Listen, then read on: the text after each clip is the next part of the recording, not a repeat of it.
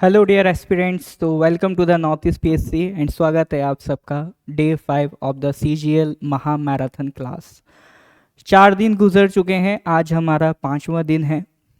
Although it is Sunday but north East PSC team is dedicated for your upcoming CGL exam.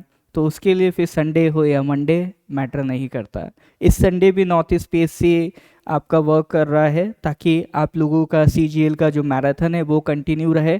और next Sunday जब आपका exam होगा तो exam के just थोड़ी देर बाद हम आपके साथ फिर लाइव आएंगे, जहां पर आपका जो भी पेपर है उसका डिस्कशन आपसे किया जाएगा। नॉर्थ ईस्ट पीएससी पिछले सालों से, कई सालों से, जब से नॉर्थ ईस्ट पीएससी काम कर रहा है, it is the first institution जो सबसे पहले एक करेक्ट रिलायबल आंसर की अपने एस्पिरेंट्स को प्रोवाइड करता है। तो आप जुड़े रहिए नॉर्थ ईस्ट पीएससी के साथ, सीजीएल से पहले भी और सीजीएल के बाद भी। चलिए सर, तो good evening, good evening, good afternoon. आ गए हैं आप सब लोग? और राइट सर, चलिए ठीक है, बढ़िया है, ठीक है सर।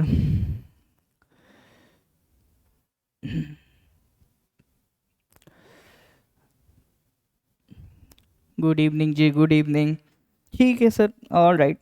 तो सर स्टार्ट करने से पहले एक बार मैं फिर से अनाउंस कर दूं कि नॉर्थ ईस्ट पीएससी में जो भी लाइव क्लासेस हो रही हैं मैराथन की, या उसके अलावा जो और अदर क्लासेस हो रही हैं, जो भी हमारा study material free classes north East PSC provide करता है, उसके लिए एक सेपरेट डिजिटल लाइब्रेरी बनाई गई है जो कि एक व्हाट्सएप कम्युनिटी है।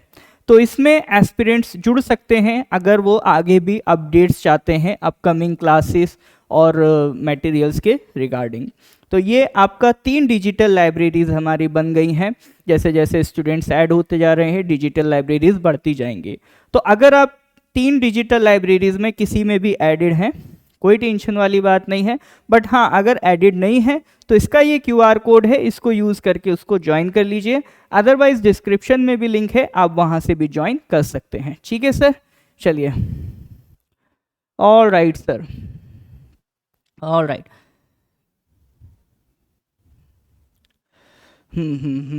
ठीक है, तो स्टार्ट करते हैं सर आज का सेशन। तो जैसा हम लोग स्टार्ट कर रहे हैं सर अरुणाचल के पार्ट से, तो ये रहा आपका पहला question, which is the largest wildlife sanctuary in Arunachal Pradesh by area.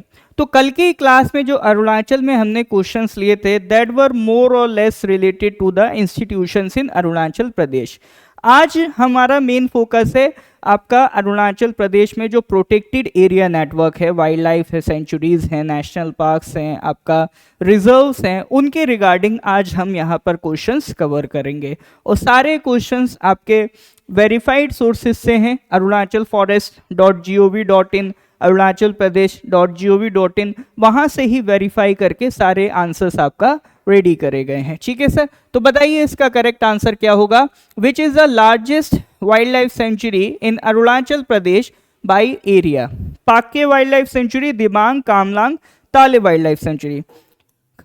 Correct answer है सर आपका दिबांग वाइल्ड लाइफ सेंचुरी। ठीक है, तो अपर दिबांग वैली में आपका दिबांग वाइल्ड लाइफ सेंचुरी मिलेगा, that is the largest by area in Arunachal Pradesh. ठीक है, तो इसका एरिया भी आप देख सकते हो sir, more than 4000 square kilometre area में ये आपका सेंचुरी है। तो पूरा एक दिहांग दिबांग बायोस्फीयर रिजर्व है, उसका ये एक पार्ट है। अगर हम दिबांग वाइल्ड लाइफ सेंचुरी की बात करें, डिस्ट्रिक्ट कौन सा है सर, अपर दिबांग वैली। और अगर हम यहाँ पे बात करें कौन कौन से स्पीशीज देखने को मिलते हैं, तो आप देखो बंगाल टाइगर है यहाँ पर, ज़्यादा ही ब्रॉड हो गया, क्लाउडेड लेपर्ड है, एशियाटिक गोल्डन कैट है, लेपर्ड कैट है, मार्बल्ड कैट है, एशियाटिक वाइल्ड डॉग है, एशियाटिक और ये ब्लैक बियर है। ठीक है, आपका येलो थ्रॉटेड मार्टिन है, पांडा है, ठीक है, ऑटर है, आपका वेसल है, डियर है। ठीक है, तो ये आपका मस्क डियर है। तो ये कुछ पॉपुलर स्पीसीज हैं जो दिबांग वाइल्ड लाइफ सेंचुरी में आपको देखने को मिलते हैं। ठीक है सर, चलिए। हाँ, अब देखो किसी का शायद क्वेश्चन भी आ रहा है स्मॉलेस्ट का। हाँ, तो जैसे एक हमने बात कर लिया कि sir largest wildlife sanctuary कौन सी है, तो next question is regarding the smallest wildlife sanctuary in Arunachal Pradesh. बताइए सर स्मॉलेस्ट में कौन है, स्मॉलेस्ट में कौन है? चार ऑप्शन है, कमला, सेसा ऑर्चिड, रिंगबा रोबा और केन वाइल्ड लाइफ सेंचुरी। बताइए इसमें से करेक्ट आंसर क्या होगा? देखिए क्वेश्चंस इस हिसाब से सारे फ्रेम नहीं किए गए हैं कि एग्जैक्टली यही क्वेश्चन आ जाए। क्वेश्चंस कुछ इस हिसाब से फ्रेम किए गए हैं ताकि कुछ आपको इंफॉर्मेशन इम्पार्ट की जाए कि अगर उन इंफॉर्मेशन से रिलेटेड कोई सवाल अगर आपका बनता है तो आप कर सकें। अगर क्वेश्चन टू क्वेश्चन, अगर फैक्ट टू फैक्ट हम बात करेंगे तो एक ही क्वेश्चन कवर होगा। हमारी कोशिश ऐसी है कि एक क्वेश्चन में आपके 3 से 4 फैक्ट्स कवर हो जाए जहां भी पॉसिबिलिटी बनती रहे, ठीक है। तो हाँ, केन का मुझे थोड़ा प्रोनाउंसिएशन बताइएगा, काने कहेंगे कि केन वाइल्ड लाइफ सेंचुरी कहेंगे? तो हाँ बिल्कुल correct answer is Kane wildlife sanctuary है। एरिया सर कितना है? देखो आप Dibang wildlife sanctuary compare करो, 4000 स्क्वायर किलोमीटर, इसका कितना है? Just 31 square kilometre. और ये आपका कौन से डिस्ट्रिक्ट में है? It is in the West Siang district, ठीक है। तो ये दो वाइल्ड लाइफ सेंचुरीज के बारे में हम लोगों ने बात कर लिया। Year of declaration national parks का ध्यान रखिएगा, सेंचुरीज का उतना इंपॉर्टेंट नहीं है, ठीक है।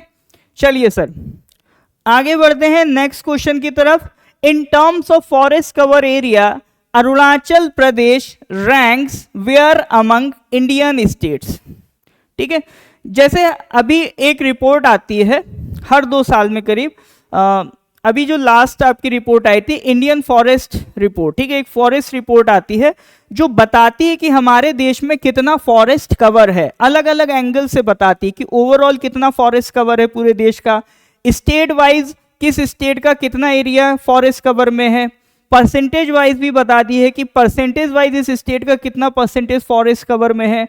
फिर कंपैरिजन भी बनते हैं कि फॉरेस्ट एरिया के हिसाब से सबसे ज़्यादा एरिया कौन से स्टेट में है, परसेंटेज वाइज किसमें सबसे ज़्यादा है। इस तरह से अलग अलग रिपोर्ट्स हमें देखने को मिलती हैं, ठीक है। तो इसका आपको बताना है, ये परसेंटेज वाइज नहीं है, ओवरऑल एरिया की बात हो रही है कि हर एक स्टेट का सर्टेन एरिया फॉरेस्ट कवर में होता है। टोटल अराउंड हमारा 27% है देश भर का फॉरेस्ट कवर में, और हमारा टारगेट कितना है? 33%। टारगेट है कि सर 1/3 एरिया हमारा फॉरेस्ट कवर होना चाहिए, जो धीरे धीरे सरकारों की कोशिश रहती है उसको इंक्रीज करें, ठीक है। हाँ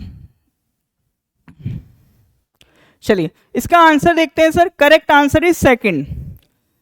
तो फर्स्ट पे कौन है सर? फर्स्ट पे है आपका मध्य प्रदेश, ठीक है। तो अरुणाचल का कितना एरिया फॉरेस्ट कवर में है? 65,882 square kilometre of forest area. और फर्स्ट पे कौन है? फर्स्ट पे है मध्य प्रदेश जिसमें है 77,000 स्क्वायर किलोमीटर फॉरेस्ट एरिया। तो it is as per the India state of forest report 2023, ठीक है, उसके रिगार्डिंग देखेंगे तो फॉरेस्ट कवर एरिया में हम बात करेंगे तो अरुणाचल रैंक्स सेकंड, ठीक है। चलिए नेक्स्ट क्वेश्चन की तरफ आगे बढ़ते हैं। Question number 3, how many community reserves does Arunachal Pradesh have? Community reserve शायद आपने ज्यादा नहीं सुना होगा, उतना पॉपुलर टर्म नहीं है ये। कम्युनिटी रिजर्व का मतलब क्या होता है? देखिए ऐसा होता है कि 2 प्रोटेक्टेड एरियाज हैं, मान लीजिए कोई 2 नेशनल पार्क्स हैं या वाइल्ड लाइफ सेंचुरीज हैं, उनके बीच में कुछ बफर रीजन होता है, ठीक है। उस बफर रीजन में अगर मान लीजिए कोई पॉपुलेशन नहीं रह रही है, ठीक है, कोई पॉपुलेशन नहीं रह रही है, वो सीधा सीधा पूरा एरिया सरकार का बिलोंग करता है, गवर्नमेंट लैंड है, तो वो कंजर्वेशन रिजर्व कहलाता है। बट अगर उस बफर एरिया में कोई पॉपुलेशन रह रही है, कोई ट्राइब रह रही है, लोग रहते हैं, प्राइवेट प्रॉपर्टी है उसमें, तो वो एरिया कहलाता है आपका कम्युनिटी रिजर्व। यानी कम्युनिटी रिजर्व में आपको पॉपुलेशन भी कुछ देखने को मिलेगी।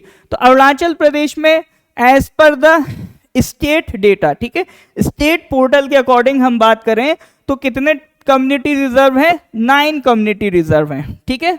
तो अरुणाचल में जितने भी प्रोटेक्टेड एरिया नेटवर्क हैं, जैसे ये national parks, tiger reserves, biosphere reserves, इनको कलेक्टिवली हम क्या नाम देते हैं? पैन, पैन बोले तो प्रोटेक्टेड एरिया नेटवर्क। ओवरऑल हम अरुणाचल के प्रोटेक्टेड एरिया नेटवर्क की बात करें तो Arunachal Pradesh has 13 wildlife sanctuaries, 2 national parks, 1 biosphere reserve. उसके अलावा टाइगर रिजर्व्स कितने हैं सर? 3 टाइगर रिजर्व्स और 2 एलिफेंट रिजर्व्स, ठीक है। साथ ही साथ 9 कम्युनिटी रिजर्व्स, ठीक है। तो ये आपका पूरा प्रोटेक्टेड एरिया नेटवर्क है अरुणाचल प्रदेश का। आई होप यहां तक बात आपको समझ में आ रही होगी। तो मैं वो पॉइंट्स भी कलेक्ट करने की कोशिश कर रहा हूं जहां पर अभी आपका एग्जामिनर नहीं पहुंचा है। बस दुआ करना वो मैराथन ना देख रहा हूं। अब देख भी रहा हो तो क्या फर्क पड़ता है, पेपर तो सेट हो गया होगा, ठीक है। इसीलिए थोड़ा फ्रेश क्वेश्चंस मैराथन में करवा रहे हैं, ताकि एग्जामिनर ने अगर पहले देख लिया होगा कि कोचिंग वाले क्या पढ़ा रहे हैं तो अब वो सोच के ही रह जाएगा, अरे ये तो पहले देखना था, ठीक है। तो कुछ कुछ कोशिश ऐसी है, ऐसे नए फ्रेश पॉइंट्स आपके लिए लेके आएँ, ऐसे नए फ्रेश वैरायटीज आपके लिए क्रिएट करके लाएं जो आपके एग्जाम में पूछता जाता है। क्योंकि जीके में सर कोई भरोसा नहीं कहाँ से कुछ भी उठा के पूछ ले। तो इस बार कोशिश यही है कि जितना और वैरायटी ऑफ क्वेश्चंस कवर की जा सके उतना किया जाए, ठीक है। हाँ जी सर। रामसर साइट में एक छोटा सा फैक्ट है, वो मैं अभी एक आगे क्वेश्चन आएगा कुछ टाइम में आपके पास, या तो आज में नहीं, शायद आपका नेक्स्ट क्लास में वो उस तरह का क्वेश्चन हमने रखा है, वो कवर कर लूँगा, ठीक है। टेंशन मत लो उसकी। हाँ चलिए नेक्स्ट क्वेश्चन पे आते हैं। How many elephant reserves does Arunachal Pradesh have and what are they? 4 option दिए हैं। सबसे पहले तो बताओ कितने हैं। ऑप्शन ए कह रहा है 1 ही है, ऑप्शन बी कह रहा है 2 है, ऑप्शन सी कह रहा है 3 है, ठीक है। ऑप्शन डी कह रहा है ही नहीं। अब देखो हमको इतना तो पता चल गया सर, अभी हमने देखा था कि 2 एलिफेंट रिजर्व्स हैं, ठीक है। अरुणाचल प्रदेश में हम लोग टाइगर रिजर्व तो जानते हैं 3 है, एलिफेंट रिजर्व उतना हमारे एस्पिरेंट्स को जानकारी नहीं होती है। तो ध्यान रखिएगा सर, जैसे टाइगर्स को कंजर्व करने के लिए टाइगर रिजर्व होते हैं, इसी तरह से एलिफेंट रिजर्व्स भी होते हैं, ठीक है। तो एलिफेंट रिजर्व्स कितने हैं? 2 हैं। कौन कौन सा? एक कामेंग एलिफेंट रिजर्व और एक आपका सदर्न अरुणाचल एलिफेंट रिजर्व, ठीक है। तो ये दोनों नाम याद रखिएगा। 2 एलिफेंट रिजर्व्स हमें अरुणाचल प्रदेश में आपका देखने को मिलते हैं, ठीक है सर। चलिए ये हो गया। नेक्स्ट क्वेश्चन की बात करते हैं। What percentage of Arunachal Pradesh total geographical area falls within its protected area network? जैसे अभी हमने बात करा भाई, बायोस्फीयर रिजर्व भी है, वाइल्ड लाइफ सेंचुरी भी है, एलिफेंट रिजर्व भी है, कम्युनिटी रिजर्व भी है, टाइगर रिजर्व भी है। तो ओवरऑल ये सब किस में काउंट होता है? प्रोटेक्टेड एरिया नेटवर्क में। तो अगर हम पूरे प्रोटेक्टेड एरिया नेटवर्क की बात करें तो अरुणाचल प्रदेश का जितना एरिया है उसका कितना percentage area protected area network में आता है? क्वेश्चन समझ में आ रहा है? यस और नो?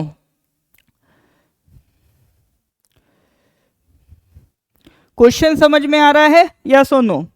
हाँ, एक क्वेश्चन आज होमवर्क के लिए लिखना, सर्च करके लाना कि कामेंग एलिफेंट रिजर्व कौन सा डिस्ट्रिक्ट में है, सदर्न अरुणाचल एलिफेंट रिजर्व कौन सा डिस्ट्रिक्ट में है, ठीक है। ताकि थोड़ा सा पढ़ो आप उसके बारे में, ये होमवर्क में लिख लेना क्वेश्चन, है ना। इसीलिए मैंने उसके बारे में नहीं बताया। अब इसको बताओ सर, कितना परसेंटेज एरिया है? ओके सी और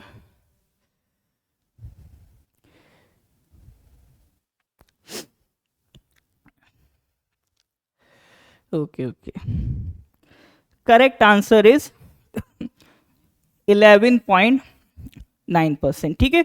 तो जितना भी पूरा अरुणाचल का एरिया है, एक बार एरिया कमेंट करना अरुणाचल का कमेंट में, ठीक है। वो मुझे बताने की ज़रूरत नहीं पड़नी चाहिए, ठीक है। तो उसका आपका 11.9% किस में आता है? प्रोटेक्टेड एरिया में। 11.9 मतलब 9779 स्क्वायर किलोमीटर एरिया अरुणाचल प्रदेश का किस में आता है? प्रोटेक्टेड एरिया नेटवर्क में। अगर ये क्वेश्चन सर आ गए ना एग्जाम में तो आधी जनता साफ है, आप लोग तो बना ले जाओगे, बाकी साफ हो जाएंगे, ठीक है। इतना कोई नहीं पढ़ता है, ना कोई इतना पढ़ाता है। चलिए सर इसको देखो। अच्छा, अगर फॉरेस्ट एरिया की बात करें, ये क्या है सर? Protected area network. सारा फॉरेस्ट प्रोटेक्टेड तो नहीं होता है। अगर फॉरेस्ट एरिया की बात करें तो अरुणाचल का कितना फॉरेस्ट एरिया है, परसेंटेज वाइज अगर हम बात करें, ओवरऑल एरिया तो हमने देख लिया, परसेंटेज वाइज बात करें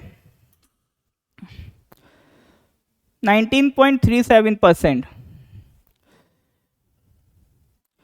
is the pence share of the state forest area. तो जितना फॉरेस्ट एरिया है उसमें परसेंटेज वाइज बात करें तो उसका 19.37% क्या है, प्रोटेक्टेड। मतलब अरुणाचल का जितना फॉरेस्ट एरिया है उसका कितना परसेंट प्रोटेक्टेड है, 19.37%। ठीक है, चलिए sir, all right all right all right, ठीक है, बहुत अच्छे, 83,743, बहुत बढ़िया। हाँ, that is the total area, geographical area of Arunachal Pradesh, है ना। तो ज्यादा फैक्ट पढ़ने के चक्कर में ऐसा नहीं होना चाहिए कि हम बेसिक फैक्ट्स ही भूल जाएं। ठीक है, चलिए sir, next question, how many recognise zoological parks या rescue centres does Arunachal Pradesh have. ठीक है, आज का लेवल थोड़ा सा बढ़ा दिया है क्वेश्चंस का।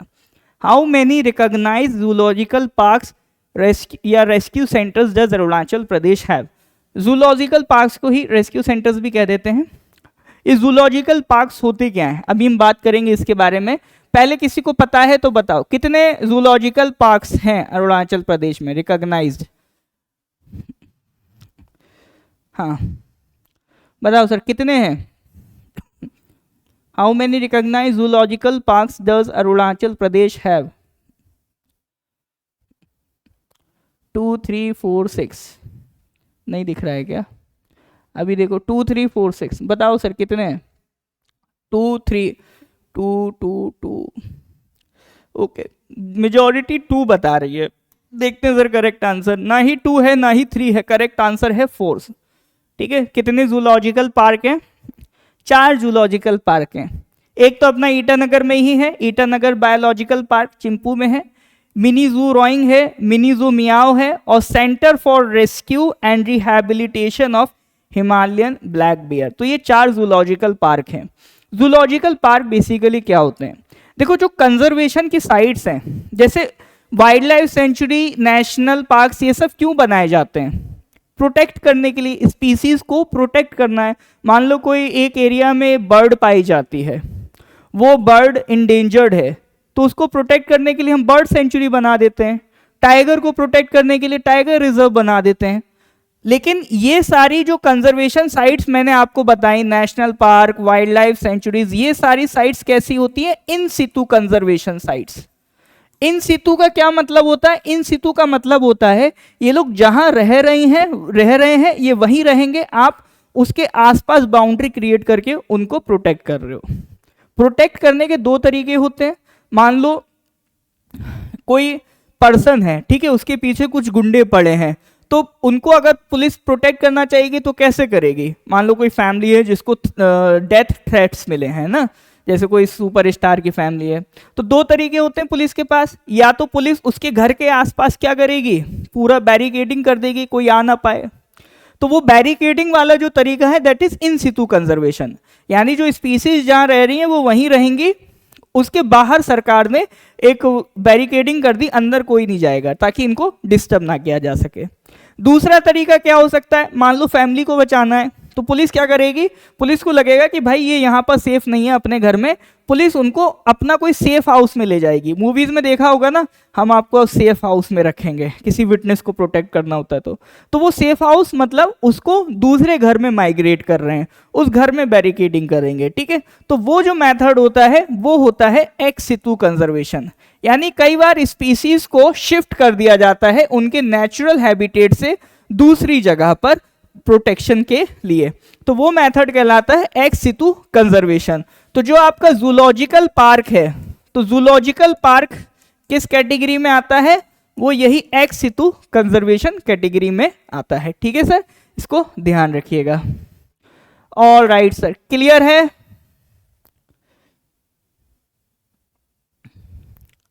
इज इट क्लियर और नॉट?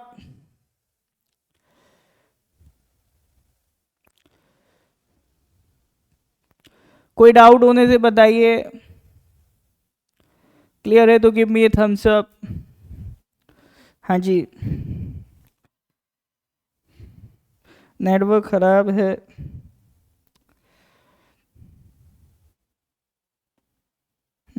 कोई दिक्कत नहीं।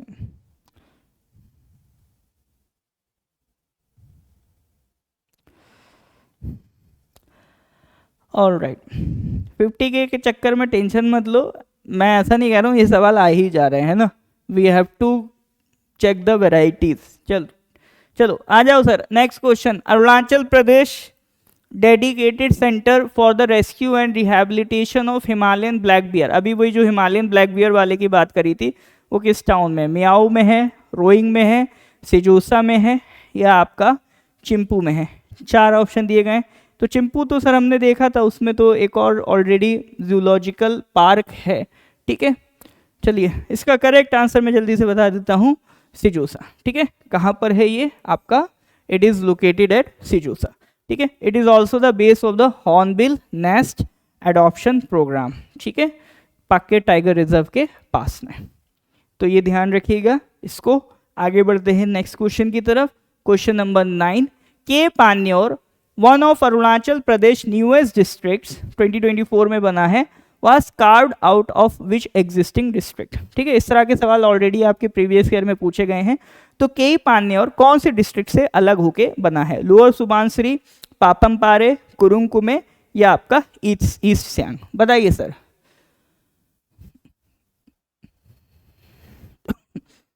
बताइए, Keyi Panyor one of Arunachal Pradesh newest district was carved out of which existing district?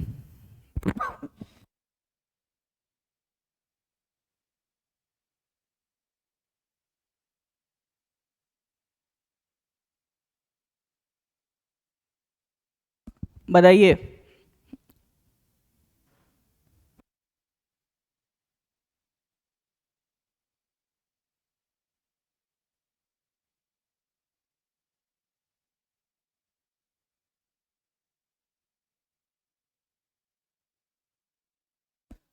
हाँ जी, lower Subansiri. Okay sir, okay, बहुत बढ़िया। के पान्योर कौन से डिस्ट्रिक्ट से बना है? के पान्योर बना है आपका by bifurcating the then existing Lower Subansiri district, ठीक है। तो ध्यान रखेंगे रिगार्डिंग के पान्योर। हेडक्वार्टर्स आपको पता ही होते हैं। Next question, Bichom district has its headquarter at which town? Bichom district का हेडक्वार्टर कहाँ पर है? बताइए, बिचौम डिस्ट्रिक्ट का हेडक्वार्टर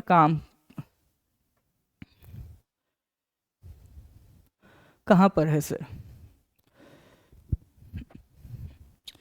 बिचौम डिस्ट्रिक्ट का हेडक्वार्टर, हाँ, बिचौम का बताइए हेडक्वार्टर कहाँ पर है सर? नपांगफुक, ठीक है। Correct answer is Napangphung. तो बिचौम डिस्ट्रिक्ट का हेडक्वार्टर कहाँ पर है? नपांगफुक में, ठीक है। चलिए नेक्स्ट क्वेश्चन पे आते हैं। Question number 11, which of the following is not a fundamental right? Freedom of speech, right to property, right to freedom of religion, right to equality। इनमें से बताना है कौन सा फ्रीडम ऑफ कौन सा फंडामेंटल राइट नहीं है। बताओ सर, जल्दी बताओ। तो अरुणाचल जीके के क्वेश्चन हो गए, अब थोड़ा सा पॉलिटी पे आ रहे हैं। विच of the following is not a fundamental right? जल्दी बताओ क्या होगा इसका करेक्ट आंसर? बी, बहुत बढ़िया। Correct answer is B, right to property fundamental right नहीं है, ठीक है। तो right to property used to be a fundamental right, but इसको स्ट्रक डाउन कर दिया गया था, ठीक है। कौन सी अमेंडमेंट से? इट वाज स्ट्रक डाउन, ठीक है। कौन सी अमेंडमेंट? जल्दी से बताओ कौन सी अमेंडमेंट थी, और इसको कहां शिफ्ट कर दिया गया था? इसको शिफ्ट कर दिया गया था आर्टिकल 300A में, ठीक है। कहां शिफ्ट कर दिया गया था? आर्टिकल 300A में। कौन सा अमेंडमेंट था सर? कौन सा अमेंडमेंट था? By 44th constitutional amendment act of 1978, ठीक है। तो 44th अमेंडमेंट 1978 से राइट टू प्रॉपर्टी को फंडामेंटल राइट्स की कैटेगरी से निकाल के आर्टिकल 300A में शिफ्ट कर दिया था। तो ध्यान रखिएगा, राइट टू प्रॉपर्टी ऑल्दो अभी एक फंडामेंटल राइट नहीं है, but still it is a constitutional right, क्योंकि ये कॉन्स्टिट्यूशन में लिखा है, ठीक है। तो ये कुछ बातें हैं जो राइट टू प्रॉपर्टी के रिगार्डिंग ध्यान रखिएगा, जो आपसे पूछ सकता है, ठीक है। चलिए हाँ, तो ये सारी चीजें तो मैंने आपको बता दिया।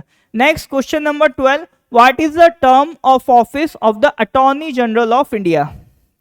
अटॉर्नी जनरल का टर्म पूछ रहा है। अटॉर्नी जनरल, अटॉर्नी जनरल हम कहाँ पढ़ते हैं सर? अटॉर्नी जनरल कहाँ पढ़ा है, बताओ बताओ जरा, जल्दी बताओ।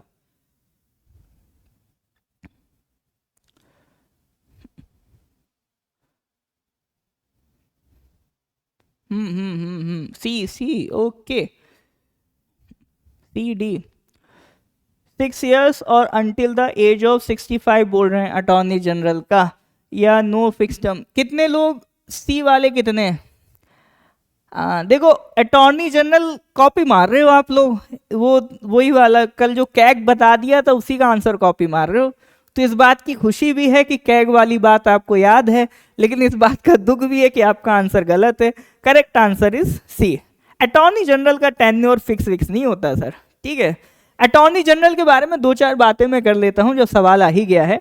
तो अटॉर्नी जनरल हमें मिलता है आर्टिकल 76 में, ठीक है, आर्टिकल 76 में। तो हम लोग जो यूनियन एग्जीक्यूटिव देखते हैं आर्टिकल 52 से 78, उसमें यूनियन एग्जीक्यूटिव्स में कॉन्स्टिट्यूशन में प्रेसिडेंट के बारे में लिखा है, वाइस प्रेसिडेंट के बारे में लिखा है, union council of minister, prime minister के बारे में लिखा है। उसके बाद आर्टिकल 76 में किसके बारे में लिखा है? Attorney general. अटॉर्नी जनरल का बेसिक काम क्या है? कल मान लो आपने मोदी जी के खिलाफ केस कर दिया, तो मोदी जी का कोई वकील तो होना चाहिए, तो वो अटॉर्नी जनरल, मतलब सेंट्रल गवर्नमेंट के बिहाफ पे जो रिप्रेजेंट करता है सुप्रीम कोर्ट में सेंट्रल गवर्नमेंट को, that is the attorney general, ठीक है। अब देखो हर केस के लिए अटॉर्नी जनरल तो नहीं जाता है, तो इनके अंडर भी बहुत सारे वकील होते हैं। एक होता है जैसे सॉलिसिटर जनरल, ठीक है, एक होता है सॉलिसिटर जनरल, फिर एक होता है एडिशनल सॉलिसिटर जनरल, तो ये भी इनके अंडर में रहते हैं। तो होमवर्क में एक काम करिएगा, करंट अटॉर्नी जनरल का नाम, करंट सॉलिसिटर जनरल का नाम, करंट एडिशनल सॉलिसिटर जनरल का नाम देख के लिख लीजिएगा, क्योंकि एक बार आपसे एग्जाम में सॉलिसिटर जनरल का नाम पूछ चुका है। एलडीसी का पेपर आया था, आज से करीब ये बात है उन दिनों की 2020 की, है ना, आज से 5 साल पहले एलडीसी में सवाल आया था सॉलिसिटर जनरल का नाम बताओ, तो आपसे पूछ सकता है, ध्यान रखना, है ना। तो इनका कोई फिक्स टर्म नहीं होता है, ये प्लेजर ऑफ द प्रेसिडेंट पे काम करते हैं, प्रेसिडेंट जब चाहे इनको चेंज कर सकता है, ठीक है। चलिए सर, तो आर्टिकल 76 इसके रिगार्डिंग है। दूसरा, जैसे यूनियन के पास अटॉर्नी जनरल होता है, स्टेट के पास होता है एडवोकेट जनरल। स्टेट के पास क्या होता है? Advocate general. एडवोकेट जनरल का आर्टिकल क्या है सर? कोई बताएगा कमेंट में? एडवोकेट जनरल का आर्टिकल है 165, ठीक है। देखो एक हैक बताता हूं, बहुत सारे जो यूनियन के आर्टिकल हैं उससे रिलेटेड स्टेट की पोस्ट के आर्टिकल में 89 ऐड कर दो। जैसे अटॉर्नी जनरल 76 था, 89 ऐड कर दो, किसका आर्टिकल मिल जाएगा? एडवोकेट जनरल का 165। जैसे for example union council of minister के लिए कौन सा आर्टिकल है? 74, 89 ऐड कर दो, मिल जाएगा 163, स्टेट काउंसिल ऑफ मिनिस्टर का आर्टिकल, ठीक है। फॉर एग्जांपल प्रेसिडेंट के पास होता है power to grant pardon in under article 72, उसमें 89 ऐड कर दो, तो 161 किसके लिए है? गवर्नर के लिए आर्टिकल है, पावर टू ग्रांट पार्डन। अब ये हर जगह तो नहीं मिलेगा, ठीक है,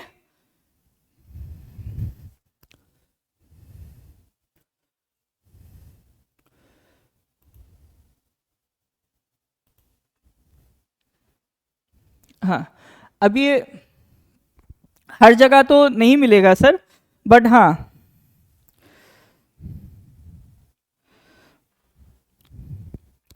अभी ठीक आ रहा है, ठीक है, अभी ठीक है, ऑलराइट, अभी ठीक हो गया सर, है ना। हाँ, बीच बीच में थोड़ा सा नेटवर्क का इशू हो जाता है। हाँ, तो मैं क्या कह रहा था कि भाई आपका ये जो 89 वाली टेक्निक है हर जगह काम नहीं करेगी, बट मोस्ट ऑफ द जगह काम कर जाती है, ठीक है। तो ये कुछ इंपॉर्टेंट आर्टिकल्स याद रखने के लिए आप इनको यूज कर सकते हो। चलिए सर, आते हैं नेक्स्ट क्वेश्चन पे। Question number 13, which of the following best describes the constitutional status of NITI Aayog? बताइए sir.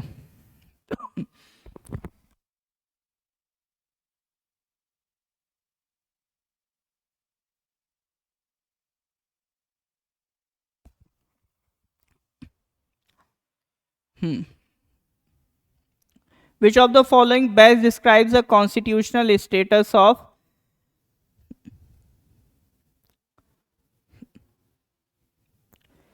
NITI Aayog?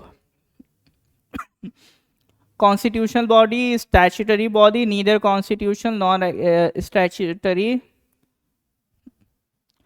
quasi judicial body. C answer. Okay, बिल्कुल. हाँ, तो देखो नीति आयोग की बात करें तो नीति आयोग ना ही कॉन्स्टिट्यूशनल बॉडी है ना ही स्टैच्यूटरी बॉडी है. ये कौन सी बॉडी है? It is a executive body. ठीक है, it is a executive body. NITI Aayog से आपके एग्जाम में जो अभी तक सबसे ज्यादा पूछा गया सवाल है वो क्या है? नीति आयोग की फुल फॉर्म. ठीक है, नीति आयोग की फुल फॉर्म. तो नीति आयोग के बारे में 2-3 चीजें आप याद रखना कि नीति आयोग कैसी बॉडी है? एग्जीक्यूटिव. एग्जीक्यूटिव का मतलब क्या है?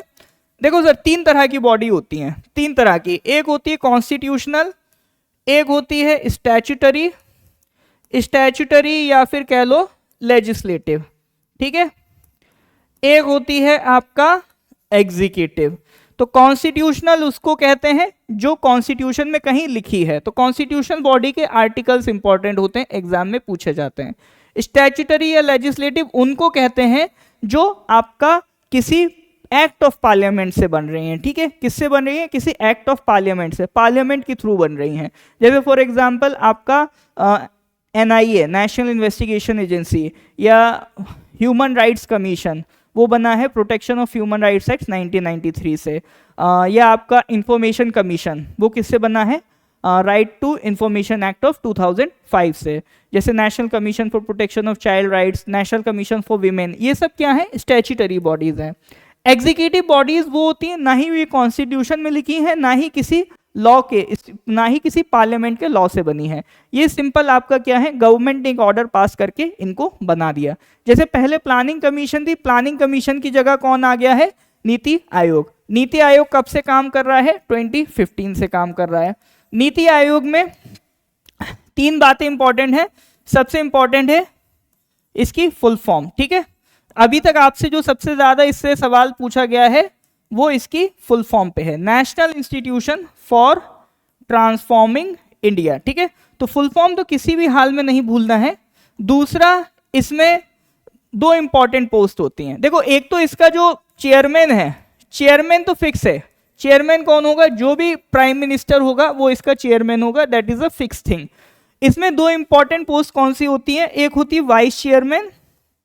ठीक है, एक होती है इसमें वाइस चेयरमैन, और एक होती है इसका CEO of NITI Aayog, chief executive officer of NITI Aayog. तो आपको बेसिकली क्या करना है? वाइस चेयरमैन और CEO का नाम देख लेना है. ये आपसे एग्जाम में पूछा जा सकता है. ठीक है, तो एक तो फुल फॉर्म जरूर ध्यान रखना, दूसरा इसका वाइस चेयरमैन कौन है और इसका CEO कौन है, इसको भी ध्यान रखना. इस पे एग्जाम में सवाल बन सकता है. ठीक है सर, ऑल राइट.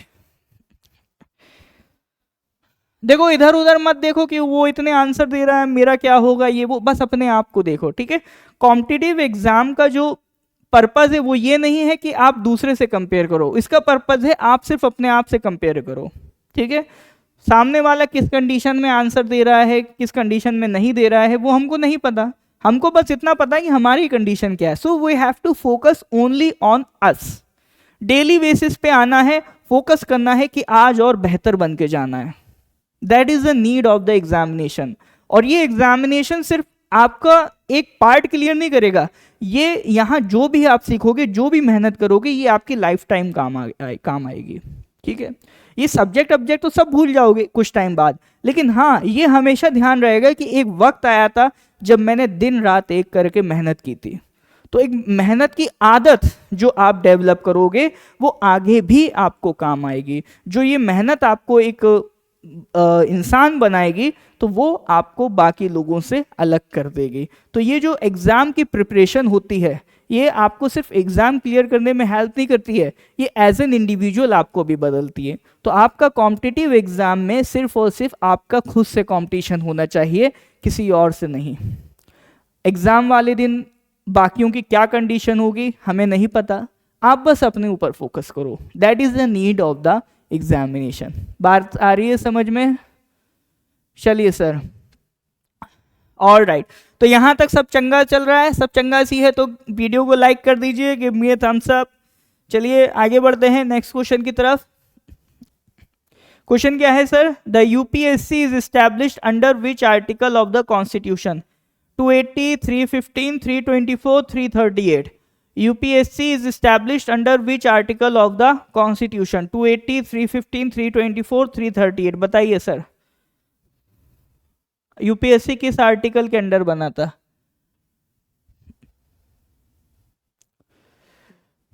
बताइए सर, जल्दी बताइए।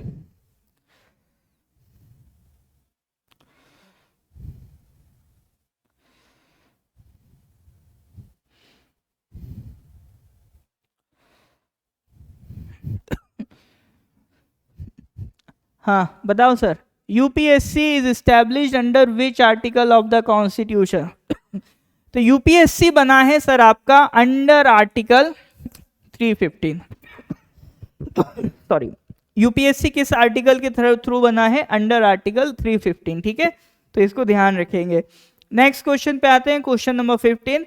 What is the maximum permissible gap between the last sitting of one parliamentary session and the first sitting of the next? 3 months, 6 months, 9 months, 12 months। बताओ सर क्या होगा correct answer?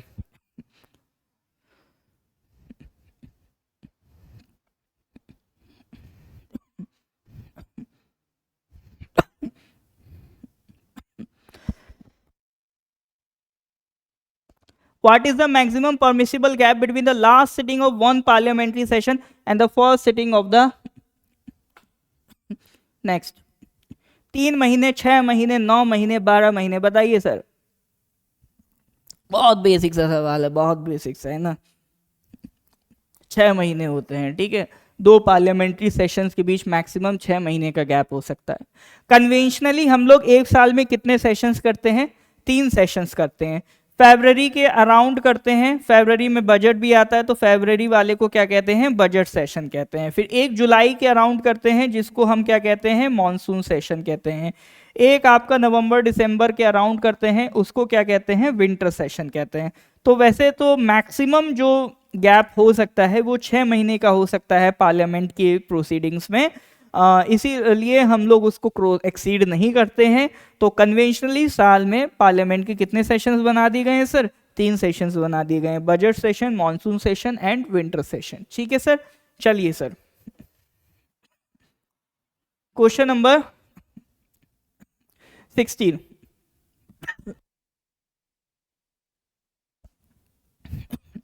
A sitting Supreme Court judge can be removed by the President only after Parliament passes a motion by which specific majority in a process resembling impeachment। क्या सवाल है sir, समझ नहीं आया? सुन लो सवाल कहना क्या जा रहा है। देखो ये बात कर रहा है कि अगर किसी सुप्रीम कोर्ट के जज को हटाना हो, तो ये हम जैसे क्लास में बात करते हैं कि सुप्रीम कोर्ट के जज को हटाना हो तो कौन हटा सकता है? पार्लियामेंट हटा सकता है। ठीक है, सुप्रीम कोर्ट के जज को कौन हटा सकता है? पार्लियामेंट के पास अथॉरिटी है कि वो किसको हटा सकती है? सुप्रीम कोर्ट के जज को हटा सकती है। तो उसके लिए पार्लियामेंट क्या है? एक रेजोल्यूशन पास करेगी। ठीक है, लोकसभा से भी पास होगा, राज्यसभा से भी पास होगा। रेजोल्यूशन कह लो या एक मोशन पास होगा लोकसभा से और राज्यसभा से, तब सुप्रीम कोर्ट के जज को हटाया जा सकता है। ठीक है, प्रेसिडेंट को भी हटाया जा सकता है। प्रेसिडेंट को आपका हटाने के लिए भी उसका जो रेजोल्यूशन है लोकसभा राज्यसभा दोनों से पास करना होगा। वाइस प्रेसिडेंट को भी हटाया जा सकता है पार्लियामेंट के थ्रू, लोकसभा राज्यसभा से रेजोल्यूशन पास करना होगा। ठीक है, लेकिन सबसे पहला सवाल, ये रेजोल्यूशन या मोशन कहाँ से इनिशिएट होगा? तो देखो प्रेसिडेंट और सुप्रीम कोर्ट के केस में लोकसभा से भी इनिशिएट हो सकता है, राज्यसभा से भी इनिशिएट हो सकता है। लोकसभा से अगर इनिशिएट करना है तो मिनिमम 100 मेंबर्स मस्ट एग्री, और राज्यसभा से अगर इनिशिएट करना है तो मिनिमम 50 मेंबर्स मस्ट एग्री। ठीक है, और अगर वाइस प्रेसिडेंट को हटाना है तो उसका जो रेजोल्यूशन है सिर्फ और सिर्फ राज्यसभा से इनिशिएट हो सकता है। ठीक है, तो ये हो गई एक बात। अब सवाल यह है कि जो उनको हटाया जाता है, एक होता है कोई भी बिल पास होने के लिए सिंपल मेजॉरिटी से पास हो जाता है। सिंपल मेजॉरिटी जितने लोग प्रेजेंट हैं उनमें से उन लोगों ने वोटिंग कर दिया, उनमें से अगर 50% मोर देन एग्री कर रहे हैं तो वो सिंपल मेजॉरिटी है, ठीक है। लेकिन जो यहाँ पे सुप्रीम कोर्ट के जज को हटाया जा रहा है, ठीक है, अच्छा जब प्रेसिडेंट को हटाते हैं उस प्रोसेस को कहते हैं इम्पीचमेंट, ठीक है, इसीलिए लिखा है रिजेंबलिंग इम्पीचमेंट। लेकिन यहां हम बात किसकी कर रहे हैं, सुप्रीम कोर्ट के जज की। तो अगर सुप्रीम कोर्ट के जज को हटाया जा रहा है तो कौन सी मेजॉरिटी यूज करके हटाया जाएगा, दैट इज द क्वेश्चन। तो ये क्वेश्चन थोड़ा हाई लेवल है, आपका जो एग्जामिनेशन जहां तक जाता है उससे थोड़ा एक स्टेप आगे जाके ये क्वेश्चन है, ठीक है। तो बताइए सर कौन सी मेजॉरिटी होती है। हाँ जल्दी बताओ, जल्दी बताओ, जल्दी बताओ।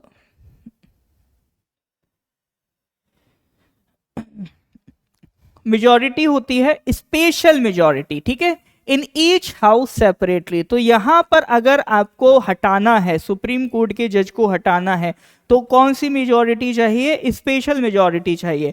अब स्पेशल मेजॉरिटी क्या होती है सर, समझ लो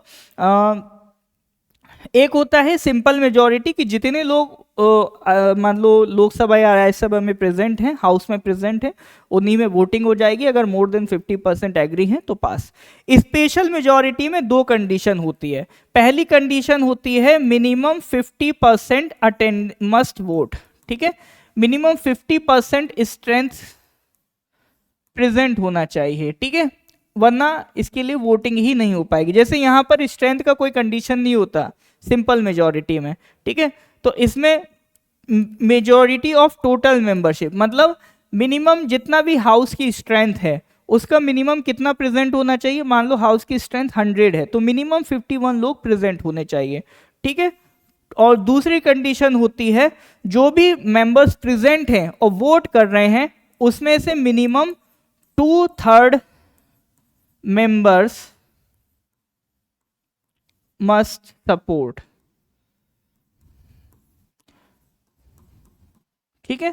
अगर मिनिमम 2/3 मेंबर्स जो प्रेजेंट हैं और वोट कर रहे हैं, ठीक है, कुछ मेंबर्स हो सकता है वोटिंग नहीं भी करें, तो जितने भी उसमें से प्रेजेंट हैं और वोट कर रहे हैं उसमें से मिनिमम यहां पर कितना स्ट्रेंथ होना चाहिए, 2/3 मेंबर्स उसको जब पास करेंगे तब जाके वो रेजोल्यूशन या मोशन उस हाउस से पास होगा। तो एक हाउस से पास होगा फिर दूसरे हाउस से पास होगा, तो इस तरह से किसी भी सुप्रीम कोर्ट के जज को हटाया जा सकता है, ठीक है। ऑल राइट सर,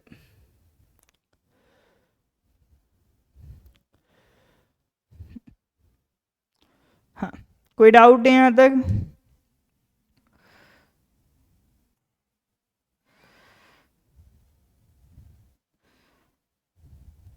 अच्छा अच्छा ठीक है तैम जी, मैं कोशिश करूंगा,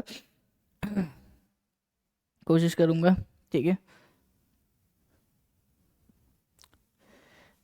पीएम को नहीं हटाया जा सकता। पीएम को तो हटाने के लिए आपका मेंबर्स ऑफ पार्लियामेंट जब अप्रूव करेंगे तो हटाया जा सकता है, ठीक है।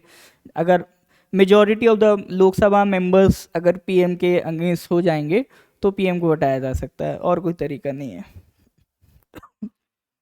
Question number 17, power to make citizenship laws lies with. Citizenship से रिलेटेड लॉज बनाने की पावर किसके पास है। अभी दिख रहे हैं सर, देखो option, president, prime minister, parliament, governor.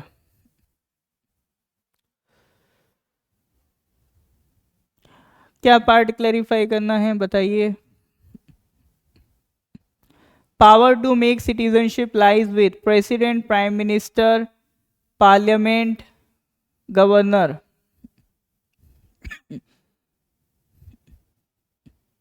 बहुत बढ़िया, ये तो मैं चीख चीख के चिल्ला चिल्ला के क्लास में बताता हूँ सर। सिटीजनशिप से रिलेटेड लॉ बनाने की पावर किसके पास है, पार्लियामेंट के पास है, ठीक है। और सिटीजनशिप से रिलेटेड दो चार बातें ध्यान रख लेना, ठीक है। सिटीजनशिप कॉन्स्टिट्यूशन के कौन से पार्ट में है, पार्ट 2 में लिखा है। पार्ट 2 में आर्टिकल कहाँ से कहाँ तक है, आर्टिकल 5 से लेकर 11 तक है, ठीक है। एक तो ये बात ध्यान रख लेना सिटीजनशिप के रिगार्डिंग। और पार्लियामेंट के पास अथॉरिटी है to make laws on citizenship, जिसके तहत पार्लियामेंट ने ऑलरेडी एक कानून बनाया है। तो हमारे देश में सिटीजनशिप के लिए कौन सा कानून है, to define whether a person is citizen और नॉट, सिटीजनशिप एक्ट ऑफ 1955, ठीक है। तो जैसे कई बार एक डाउट आता है, आजकल सिटीजनशिप को लेके बहुत सारी डिबेट चल रही है, जैसे सरकार कह देती है ये भी डॉक्यूमेंट वैलिड नहीं है, ये भी डॉक्यूमेंट वैलिड नहीं है, तो हमें लगता है क्या वैलिड है फिर। तो देखो सिटीजनशिप से रिलेटेड जो भी आपका वैलिडिटी है वो हमें इस कानून से पता चलती है। तो ये कानून डिफाइन करता है कि कौन पर्सन सिटीजन होगा, कौन पर्सन नहीं होगा। तो ये लॉ इंपॉर्टेंट है, याद रखिएगा। क्यों इंपॉर्टेंट मैं बोल रहा हूँ कि देखो कभी कभी सवाल किस पे आ जाते हैं, कोई लॉ दे देगा उसका ईयर पूछ लेगा। जैसे for example right to education act का ईयर पूछ चुका है, राइट टू इंफॉर्मेशन एक्ट का ईयर पूछ चुका है। बहुत पहले आप जाओगे तो एपीपीएससी के कुछ एग्जाम्स में, जो डिपार्टमेंटल एग्जाम्स हैं, उनमें वाइल्ड लाइफ प्रोटेक्शन एक्ट का ईयर पूछ चुका है, एनवायरनमेंट प्रोटेक्शन एक्ट का ईयर पूछ चुका है, ठीक है। हाँ, ऑल राइट, तो इसको ध्यान रखिएगा, है ना। तो these are the important points regarding citizenship, जिनको आपको अच्छे से करना है।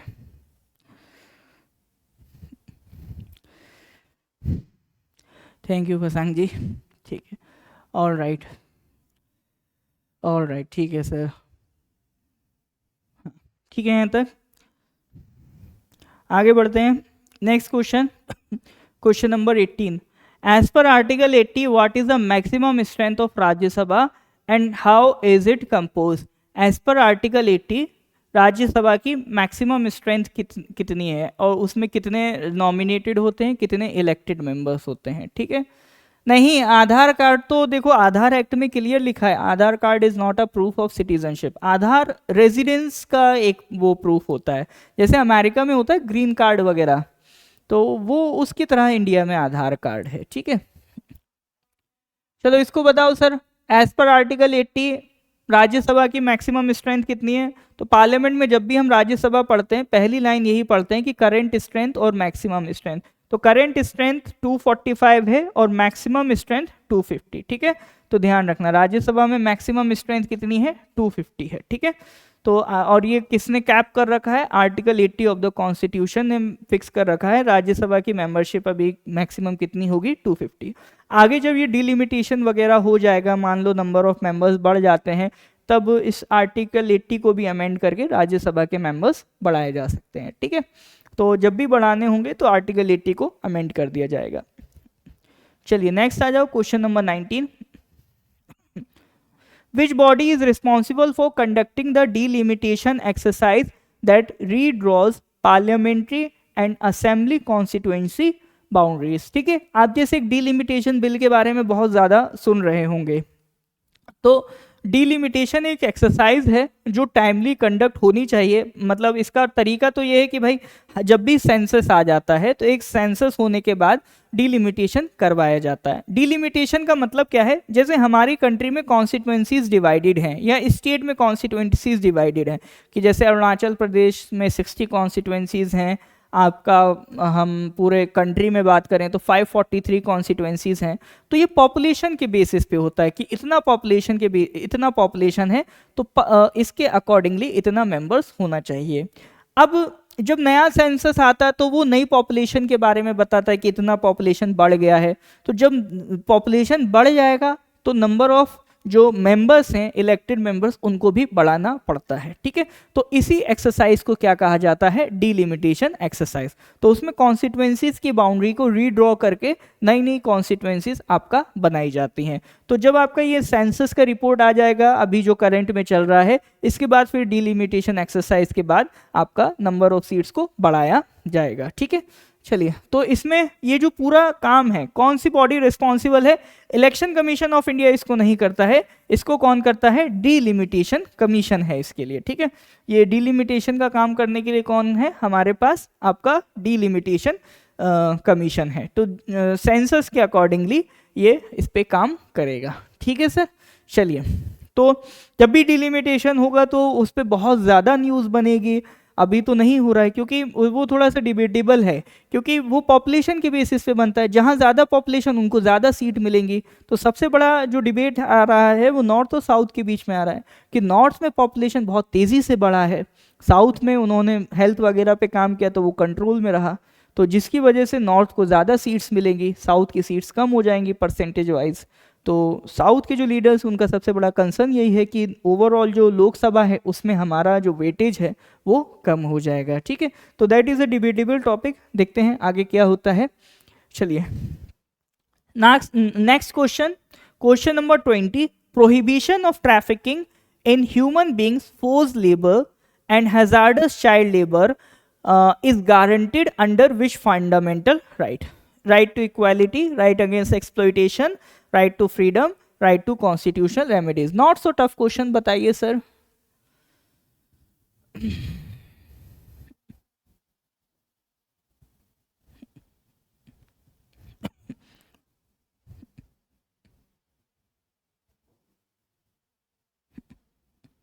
Prohibition of trafficking in human beings, forced labor and hazardous child labor is guaranteed under which?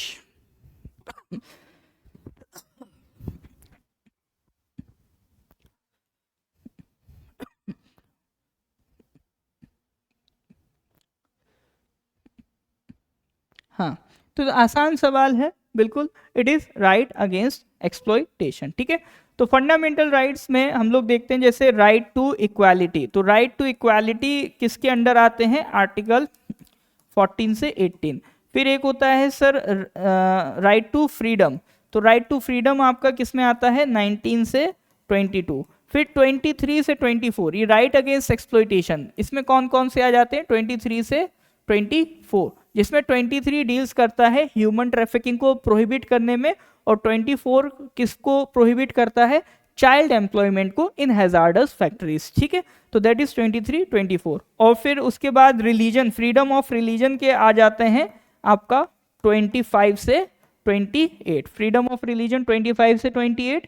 फिर अच्छा एक और मैं बता देता हूं, उसके बाद राइट टू एजुकेशन, ध्यान रखिएगा बहुत इंपॉर्टेंट है, कई बार पूछा गया है। राइट टू एजुकेशन कौन सा आर्टिकल है? 21A। फिर उसके बाद माइनॉरिटी राइट्स कह लो, या फिर आपका कल्चरल एंड एजुकेशनल राइट्स कह लो, वो कौन कौन से हैं सर? आपका 29 से 30 माइनॉरिटी राइट्स कह लो या कल्चरल एंड एजुकेशनल राइट्स कह लो। 31 तो चला गया है, फिर हम 32 की बात करते हैं, राइट टू कॉन्स्टिट्यूशनल रेमेडीज, जिसमें 5 रिट्स हमें देखने को मिलती हैं, दैट इज आर्टिकल 32। तो ये हैं हमारे मोस्ट इंपॉर्टेंट फंडामेंटल राइट्स। ठीक है, चलिए सर, हाँ हाउस हेल्थ देखो, वो उसमें जो आपका प्रोहिबिट किया गया है, ऐसी जगह पे प्रोहिबिट किया गया है जहां पे बच्चों को खतरा हो। ठीक है, ऐसी जगह पे प्रोहिबिट किया गया है। नेक्स्ट क्वेश्चन पे आते हैं, क्वेश्चन नंबर, अच्छा 20 हो गया ना, ये 20 था, ठीक है 20 हो गया। नेक्स्ट आओ 21। अभी तक पॉलिटी के क्वेश्चन थे, अब थोड़ा सा ज्योग्राफी वाले रीजन में जा रहे हैं। क्वेश्चन नंबर 21 बताइए, India first marine national park notable for it's coral reefs, mangroves and marine biodiversity was established in which location? Gulf of Mannar, gulf of Kutch, Andaman islands या लक्षद्वीप? बताइए।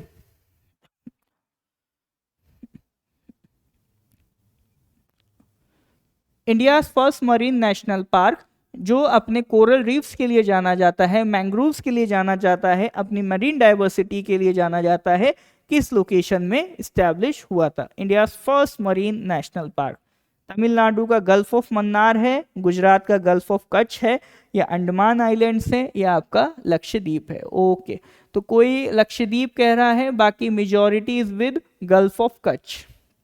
हाँ, गल्फ ऑफ कच्छ।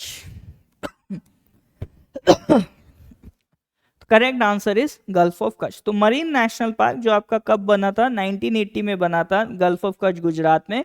वो क्या है? इंडिया का फर्स्ट मरीन नेशनल पार्क है। ठीक है, जहां पर आपको कोरल रीफ्स, मैंग्रोव्स और कई सारी डाइवर्स मरीन लाइफ देखने को मिलेंगी। ठीक है, एज सच आपसे देखो कोरल रीफ्स, मैंग्रोव्स इतना डिटेलिंग में नहीं पूछेगा, बस एज ए फैक्ट इसको याद रख लो। पहला मरीन नेशनल पार्क कौन सा है? गुजरात का gulf of Kutch. Next question number 22, Kaziranga national park was declared a UNESCO world heritage site in which year?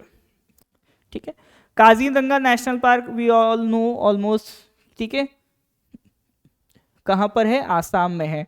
ठीक है, it was declared a UNESCO world heritage site. किस ईयर में Kaziranga national park UNESCO world heritage site बना था, जल्दी से बताइए।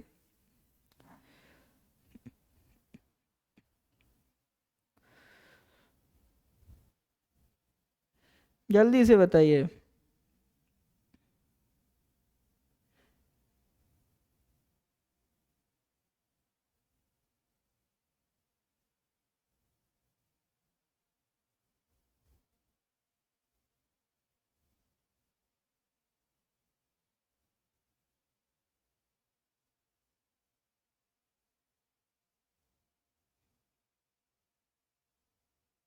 1985 B, 1985 B, 19।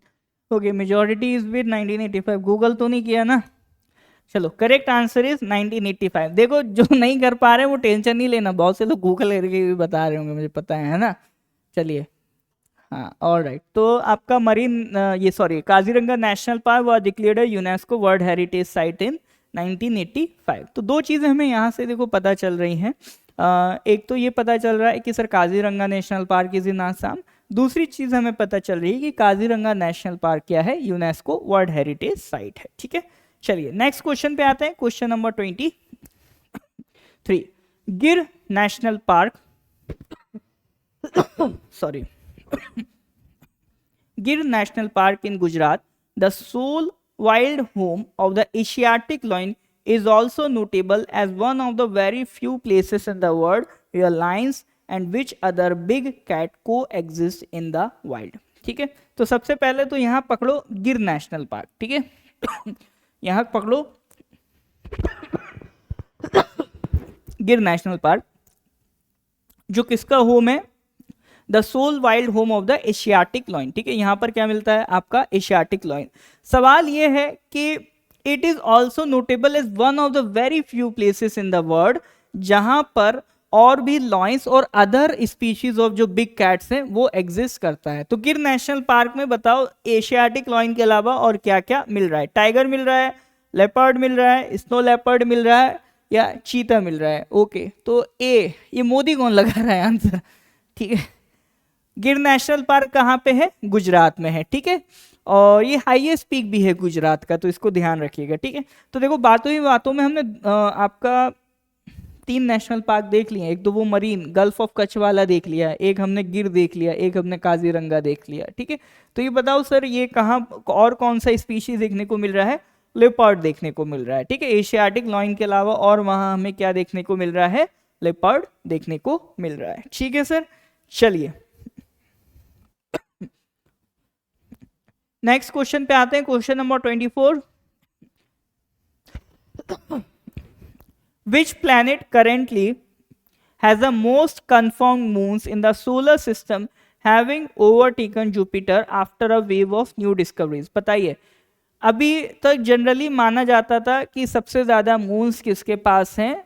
Jupiter के पास हैं, बट अभी जो रिसेंट डिस्कवरीज हो रही हैं उसके अकॉर्डिंगली एक और ऐसा प्लैनेट है जो नंबर ऑफ मून्स आपको क्रॉस कर रहा है, किससे? जुपिटर से। ठीक है, तो जुपिटर से ज्यादा नंबर ऑफ आपका प्लैनेट सॉरी मून्स उस प्लैनेट में हमें देखने को मिल रहे हैं। ठीक है, तो ये बहुत टफ नहीं है, क्योंकि देखो वैसे भी जो नंबर ऑफ मून्स है थोड़ा सा डिबेटेबल पहले भी रहते थे कि जुपिटर के ज्यादा हैं कि सैटर्न के ज्यादा हैं। Correct answer is Saturn. ठीक है, करेक्ट आंसर क्या है? सैटर्न। तो Saturn's confirmed moon count has surged past 270। ठीक है, following batches of new discoveries confirmed by the International Astronomical Union। ठीक है, इंटरनेशनल एस्ट्रोनॉमिकल यूनियन। ठीक है, तो इसको ध्यान रखिएगा। आगे आ जाओ, नेक्स्ट क्वेश्चन नंबर 25। 25 क्या कह रहा है? Which of the following is classified as a zaid crop grown in the short summer season between the rabi and kharif. Agriculture जब हम पढ़ते हैं, ज्योग्राफी में पढ़ते हैं ना kharif crop, zaid crop, rabi crop. ठीक है, तो ये तो क्लास कर अटेंड करिए, आराम से बता सकते हो।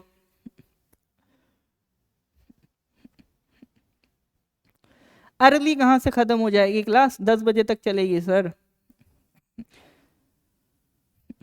एक हफ्ता सेक्रीफाइस कर दीजिए ना दी। हाँ, तो देखो जैसे वीट, राइस, कॉटन, ये तो हम लोग जानते हैं सर खरीफ और राबी में आता है। जिसमें से मैं बता के भी चलता हूँ, ठीक है, खरीफ और राबी क्रॉप्स। अभी हम बात करते हैं जायद क्रॉप का। तो इसमें से जायद क्रॉप में बताता भी हूँ, वो 20 सीजन में होता है फ्रूट्स वगैरह के लिए। तो करेक्ट आंसर इज वाटरमेलन, ठीक है, करेक्ट आंसर इज वाटरमेलन। तो राबी क्रॉप जनरली विंटर टाइम में लगती है, ठीक है, राबी कब लगती है, विंटर टाइम में लगती है। और खरीफ क्रॉप कब लगती है, मानसून टाइम में। ज़्यादातर आप मानसून टाइम में खरीफ क्रॉप देखेंगे। तो खरीफ क्रॉप का एक बेहतरीन एग्जाम्पल है राइस, क्योंकि राइस को पानी चाहिए, पानी कब ज़्यादा होगा, मानसून में। और राबी का एक बेहतरीन एग्जाम्पल है वीट, वीट को थोड़ा सा लाइट विंटर्स चाहिए होता, तो विंटर्स कब मिलेंगी, राबी में, ठीक है, तो ध्यान रखिएगा। Question number 26, the sun astronomically classified as a G type main sequence star is currently fusing which element into which other element in its core। ठीक है, देखो ये सारी जो लाइंस होती है ना, is classified as a G type main sequence star, ये सब कंफ्यूज करने के लिए इस तरह की लाइन होती है, ठीक है, इसका कोई काम नहीं है। सीधा सीधा पूछ रहा है सन में कौन से दो एलिमेंट्स का फ्यूजन चल रहा है, ठीक है। सन में हम लोग क्या देखते हैं, न्यूक्लियर फ्यूजन चल रहा है, ठीक है, गैसेस फ्यूज हो रही हैं, उससे एनर्जी निकल रही है जिससे सन आपका बर्न हो रहा है। तो कौन कौन सी गैसेस का उसमें फ्यूजन हो रहा है, तो ये भी आप बता सकते हो। जनरली हम सुनते ही हैं कौन सी दो फेमस गैसेस हैं सन के अंदर, तो एक तो है हाइड्रोजन, एक है हीलियम, ठीक है। तो फ्यूजन चल रहा है हाइड्रोजन का इनटू हीलियम, ठीक है, तो इसको ध्यान रखेंगे, hydrogen helium. Next question number 27, which is the highest mountain peak of Nagaland. हाँ जी सर बताओ, नागालैंड की हाईएस्ट पीक क्या है। हाँ जी, नागालैंड की हाईएस्ट पीक, तो ये तो हमको नहीं भूलना है।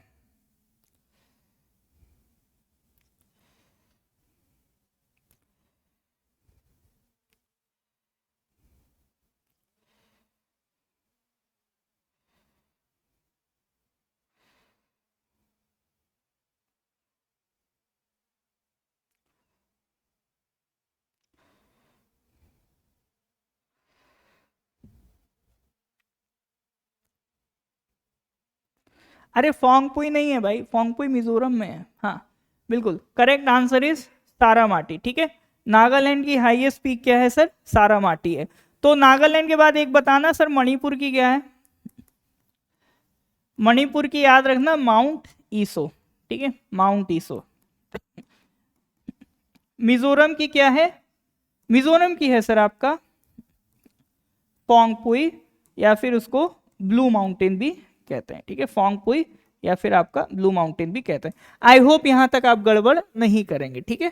हाँ, तो अरुणाचल की कौन सी है भाई, अरुणाचल की तो मुझे नहीं लगता आप लोग इसको गलत करके आओगे, ठीक है, इट इज कांगते, ठीक है। अपने अरुणाचल की हाईएस्ट पीक कौन सी है, कांगते।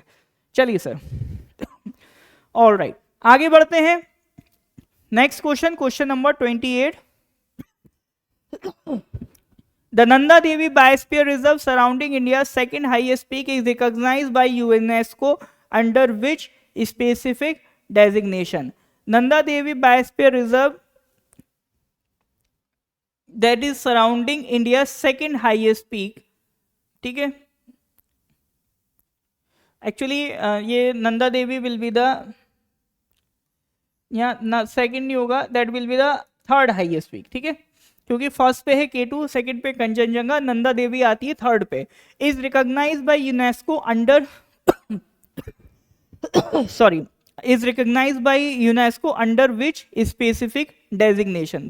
बताइए sir, Nanda Devi biosphere reserve किसके अंडर आता है, world heritage site, man and biosphere reserve, Ramsar wetland site, या आपका ग्लोबल जियो पार्क। बताइए क्या होगा correct answer.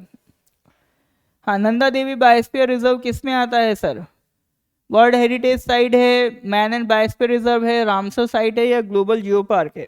Correct answer world heritage site, ठीक है, वर्ल्ड हेरिटेज साइट नेचुरल, इस कैटेगरी में ये आपका आता है, ठीक है। तो इसमें आपको एक नंदा देवी माउंटेन पीक भी देखने को मिलेगी, that is in Uttarakhand, and it is the third highest peak of India. First पे K2, सेकंड पे Kanchenjunga, Kanchenjunga is in Sikkim, third पे आपको देखने को मिलेगा नंदा देवी। चलिए सर आगे बढ़ते हैं, next question number 29, the strait of Hormuz, a critical global oil shipping choke point between Iran and Oman, links the Persian gulf to which body of water. अब ये सवाल तो सर डालना ही था, क्योंकि अभी ईरान इजराइल, यूएसए, काफ़ी conflict देखने को मिला है। और इन सारी कॉन्फ्लिक्ट में जो एक बहुत ज़्यादा नेम पॉपुलर हुआ, that was the strait of Hormuz. तो सवाल यही है वो किसको कनेक्ट करता है, पर्शियन गल्फ को किस बॉडी ऑफ वाटर बॉडी से वो कनेक्ट करता है, बताइए sir. All right sir. South Korea वाले भी दे रहे हैं क्या UPSSB? All right. Red Sea, Gulf of Oman, Arabian Sea, directly Gulf of Aden, क्या होगा करेक्ट आंसर? ओके ओके, तो majority is with B, majority कह रही है कि sir it must be Gulf of Oman. तो एक बार देख लेते हैं सर स्टेट ऑफ हॉर्मूज कहाँ पर है। तो देखो ये आप देखोगे इधर साइड है ईरान, इधर साइड है यूएई, ये है आपका ओमान, ठीक है। तो मेनली अगर आप देखोगे तो यू विल फाइंड कि ईरान और ओमान, ठीक है, ये रीजन ओमान में आता है, ठीक है, ये ओमान है, ये यूएई है, ठीक है। तो इन दोनों बीच के, इन दोनों कंट्रीज के बीच में आता है स्ट्रेट ऑफ हॉर्मूज। तो straight of Hormuz mainly Iran और ओमान के बीच में है। और इधर साइड आप जाओगे you will see Persian gulf, ठीक है, इधर क्या है, पर्शियन गल्फ है। और इधर साइड आप क्या देखोगे, you will see a gulf of Oman, ठीक है। तो वर्ल्ड मैप के हिसाब से इस रीजन की हम बात कर रहे हैं, तो ये किसको कनेक्ट कर रहा है, gulf of Oman and Persian gulf को कनेक्ट कर रहा है, ठीक है। तो ये दोनों नाम ध्यान रखेंगे, इंपॉर्टेंट है, क्योंकि इतना ज़्यादा ये वॉर अभी चला है, बहुत पॉपुलराइज रहा है ये टर्म, तो इट इज़ एक्सपेक्टेड आपसे क्वेश्चन पूछ ले, ठीक है, इट इज़ एक्सपेक्टेड आपसे क्वेश्चन पूछ ले इसके बारे में। चलिए सर, यहाँ तक कोई डाउट है?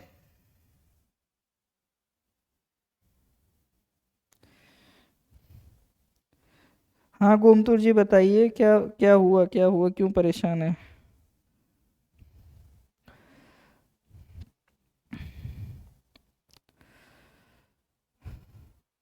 चलिए, ऑल राइट, नेक्स्ट क्वेश्चन पे आते हैं। क्वेश्चन नंबर 30 क्या कह रहा है सर? क्वेश्चन नंबर 30 कह रहा है Bosphorus strait dividing a major city between two continents connects the Black Sea to which sea. Bosphorus state किसको कनेक्ट करता है?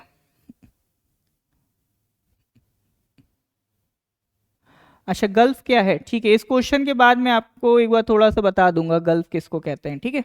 हाँ बताओ, बॉस्फोरस स्टेट दो कॉन्टिनेंट्स को कनेक्ट करता है, ब्लैक सी को किस सी से, ठीक है, बताओ जल्दी बताओ, बॉस्फोरस स्टेट, जल्दी जल्दी जल्दी जल्दी।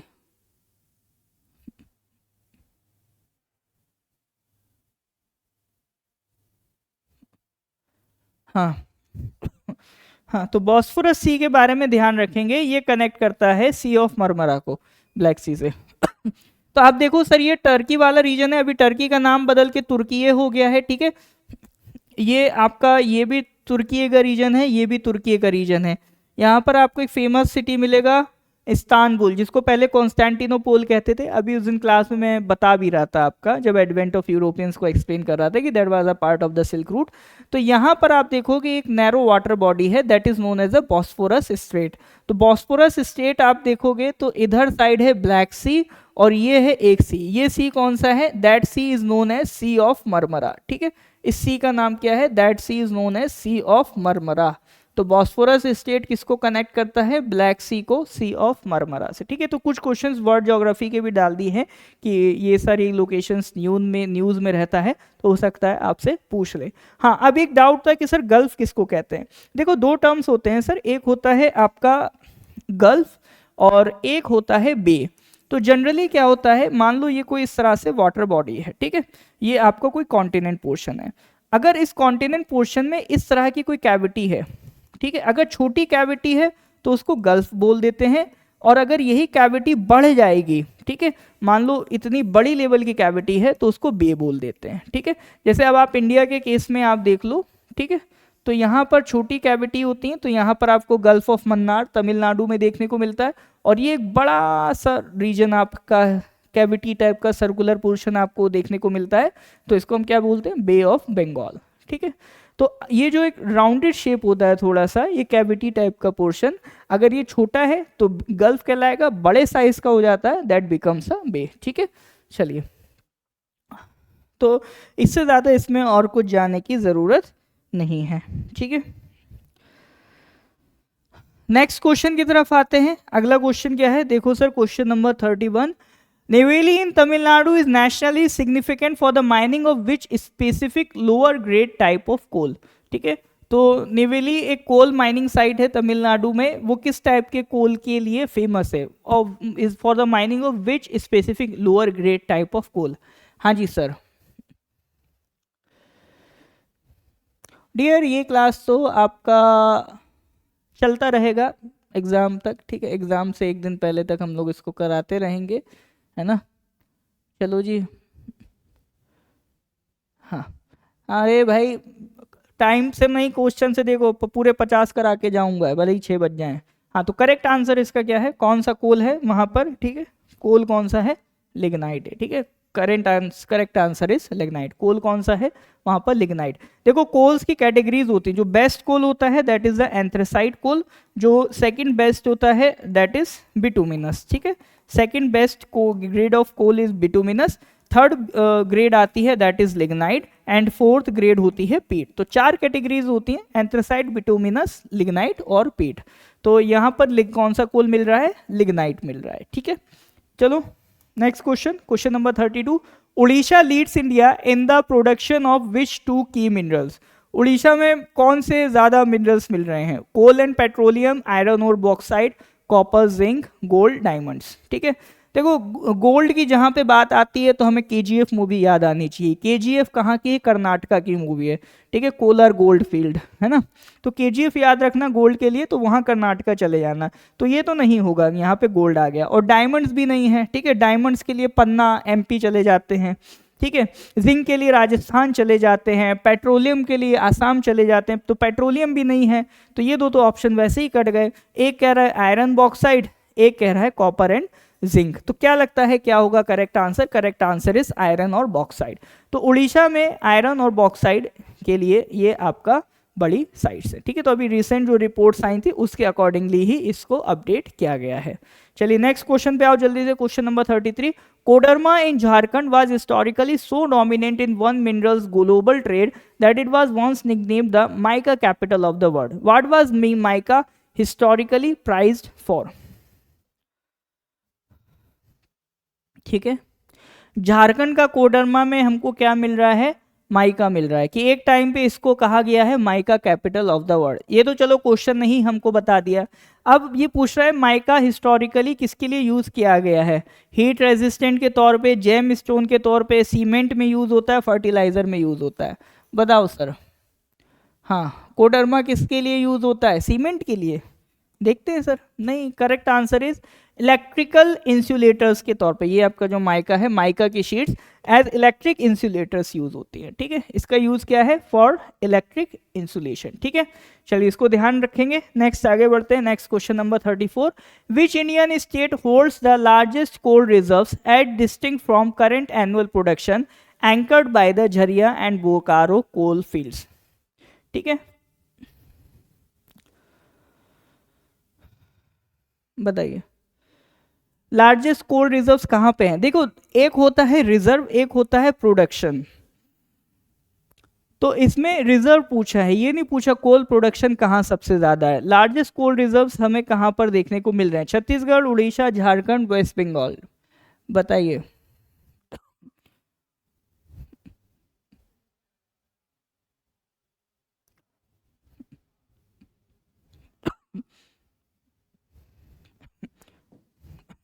करेक्ट आंसर इज झारखंड, ठीक है। तो लार्जेस्ट कोल रिजर्व्स हमें कहां देखने को मिल रहे हैं, झारखंड में देखने को मिल रहे हैं, जहां पर आपको झरिया एंड बोकारो जैसी कोल फील्ड्स हैं। तो वैसे तो झरिया एंड बोकारो नाम सुन के ही आपको समझ जाना चाहिए किसकी बात हो रही है, झारखंड की बात हो रही है, ठीक है। Question number 35। The park straight separating India and Sri Lanka connects the bay of Bengal to which other body of water.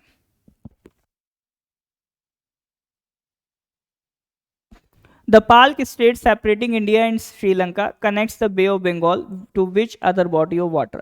Palk straight किसको कनेक्ट करता है, पाल्क स्ट्रेट तो सर आसान है, हम जानते हैं पाल्क स्ट्रेट के बारे में। पाल्क स्ट्रेट बताइए सर।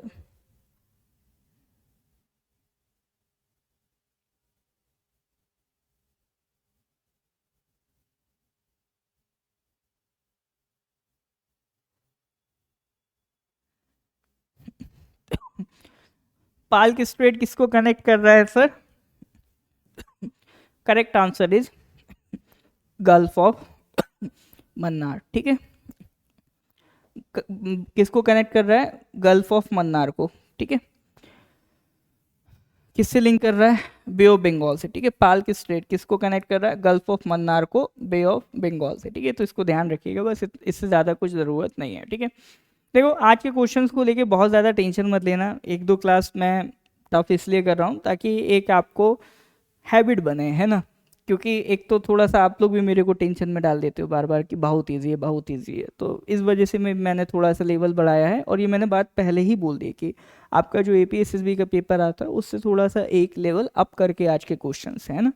तो मेरी कोशिश ये है कि हर एक वैरायटी आपकी कवर हो पाए, इस वजह से ऐसा किया है। क्योंकि आप पेपर उठा के देख लो, पेपर में कुछ भी रैंडम पूछे गए सवाल हैं, तो मैं चाहता हूँ इस बार जब आप पेपर देखो तो डीमोरलाइज मत हो, आपको लगे कि आप एक बड़ी वैरायटी कवर करके आए हो, एक कॉन्फिडेंस लेके जाओ। ठीक है, तो इस पे मत जाओ कि सवाल टफ है आसान है, अभी बस सवाल पे फोकस करो। ठीक है, नहीं बन रहा है कोई दिक्कत नहीं, अगर आपसे बन ही रहा होता तो मैराथन करने की ज़रूरत नहीं है। ये मैराथन इसलिए करवाई जा रही है ताकि आपकी वैरायटी नॉलेज कवर हो सके, है ना। ये उसको ऐसे एनालाइज मत करो कि मेरे से कुछ नहीं बन रहा है, एग्जाम में क्या होगा, ये एनालाइज नहीं करना है। ठीक है, इसको बस ये करो कि मेरी वैरायटी कवर हो जाए, ज़्यादा से ज़्यादा रैंडम जो चीज़ें आ जाती हैं वो कवर हो जाए, that is the purpose of the class. ठीक है, चलिए आगे बढ़ते हैं। Question number 36, which Chola king led a major naval expedition to Srivijaya South East Asia and adopted the title Gangaikonda Chola? बताइए सर।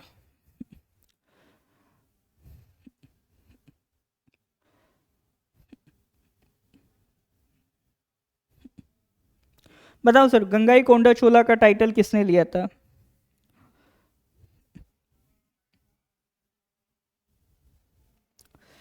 ठीक है, अभी सही गलत कोई नोट्स नहीं बनाओ, जो लग रहा है कि ये मेरा आपको इससे आइडिया लग रहा होगा ना कि हाँ मेरा ये पोर्शन रह गया है, बस उसको थोड़ा सा रिवाइज कर लो, इतना करते जाओ। हाँ, कौन सा चोला किंग का नाम गंगाईकोंडा चोला था? साउथ ईस्ट एशिया तक पहुंच गए थे ये लोग। कौन था? राजेंद्र चोला वन। ठीक है, who was it? Rajendra Chola one. तो जो राजा चोला के बेटे थे राजेंद्र चोला, ठीक है, उनका टाइटल था Gangaikonda. Next question, question number 37, at the INA trials, the three accused officers, Shahnawaz Khan, Prem Sehgal, and Gurbaksh Singh Dillon, were jointly charged under which specific section of the Indian Penal Code? ठीक है, तो जो INA के आपके trials हुए थे उसमें तीन आपके ऑफिसर्स के ऊपर ट्रायल चला था, एक मुस्लिम थे, एक सिख थे, एक आपका हिंदू थे। तो किस सेक्शन ऑफ IPC के तहत उन पर मुकदमा चल रहा था? बताइए सर।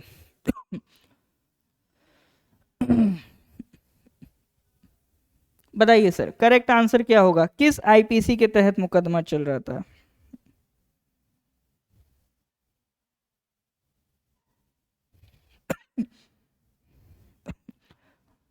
INA ट्रायल्स चले हैं, किस IPC के तहत मुकदमा चल रहा था? Under section 121 of IPC। ठीक है, waging war against the king emperor, इसके तहत उन तीनों पे आपका जो केस है वो ट्रायल चल रहा था। ठीक है, एक इसका सेक्शन 124A भी बहुत फेमस रहा है, सेडिशन से रिलेटेड, उस पर भी सवाल बना है। IPC कब आया था? 1860, इस पे भी आपका सवाल बना है। लेकिन वो दोनों सवाल अब रिपीट होने के चांसेस ना के बराबर हैं, क्योंकि वो चीज़ अब क्या है, थोड़ा सा आउटडेटेड हो गई है, क्योंकि IPC की जगह अब हमारे पास है BNS, भारतीय न्याय संहिता। बट हाँ, ये जो सेक्शन है ये इसलिए मैं डिस्कस कर रहा हूँ क्योंकि that is related to the INA trials. INA trials एक इंपॉर्टेंट सेक्शन है आपका मॉडर्न हिस्ट्री का। Next question number 38, which Indus valley civilisation site located in present day Gujarat is notable for its sophisticated water conservation and reservoir system distinct from Mohenjodaro's great bath? Lothal, Dholavira, Kalibangan, Rakhigarhi. कौन सी Indus valley civilisation site अभी present day Gujarat में located है, जो कि जानी जाती है for its sophisticated water conservation and reservoir system? ठीक है, that is distinct from Mohenjodaro's great bath. ठीक है, तो ये एक हिंट में दे देता हूँ, वो अब एक यूनेस्को हेरिटेज साइट भी है। बी ऑप्शन, हाँ जी, तो correct answer will B Dholavira. कौन सी है सर? धोलावीरा है। ठीक है, for water harvesting reservoir system के लिए जाना जाता है इसको, और ये यूनेस्को हेरिटेज साइट भी बन चुकी है। ठीक है, तो ये दोनों बातें याद रखेंगे धोलावीरा के बारे में। क्वेश्चन नंबर 39, अशोका के जो एडिक्ट्स हैं जो धम्मा प्रोमोट करते हैं वो किस स्क्रिप्ट में लिखे गए हैं? ठीक है, ये तो मैंने आपको नोट्स में बताया भी है, अशोका के एडिक्ट्स के बारे में कौन सी स्क्रिप्ट्स यूज़ की हैं, कौन सी लैंग्वेजेस उसमें यूज़ की गई हैं, देवनागरी, ब्राह्मी, खरोष्टी या आपका ग्रंथ स्क्रिप्ट। ठीक है, बताइए अशोका के जो एडिक्ट्स हैं जो कलिंगा वॉर के बाद, कलिंगा वॉर कब हुआ था? कलिंगा वॉर आपका डेट याद रखिएगा, ठीक है, 261 BC है ना, 261 BC। तो उसके बाद आपका धम्मा पॉलिसी प्रमोट की थी अशोका ने, तो उसके लिए कई सारे पिलर्स लगवाए थे। तो कौन सी इस भाषा में ज़्यादा है? हाँ, खरोष्टी प्राइमरीली नहीं है, प्राइमरीली ब्राह्मी है। ठीक है, प्राइमरीली कौन से स्क्रिप्ट में है? ब्राह्मी स्क्रिप्ट। और कौन सी लैंग्वेज ज़्यादातर यूज़ की गई है?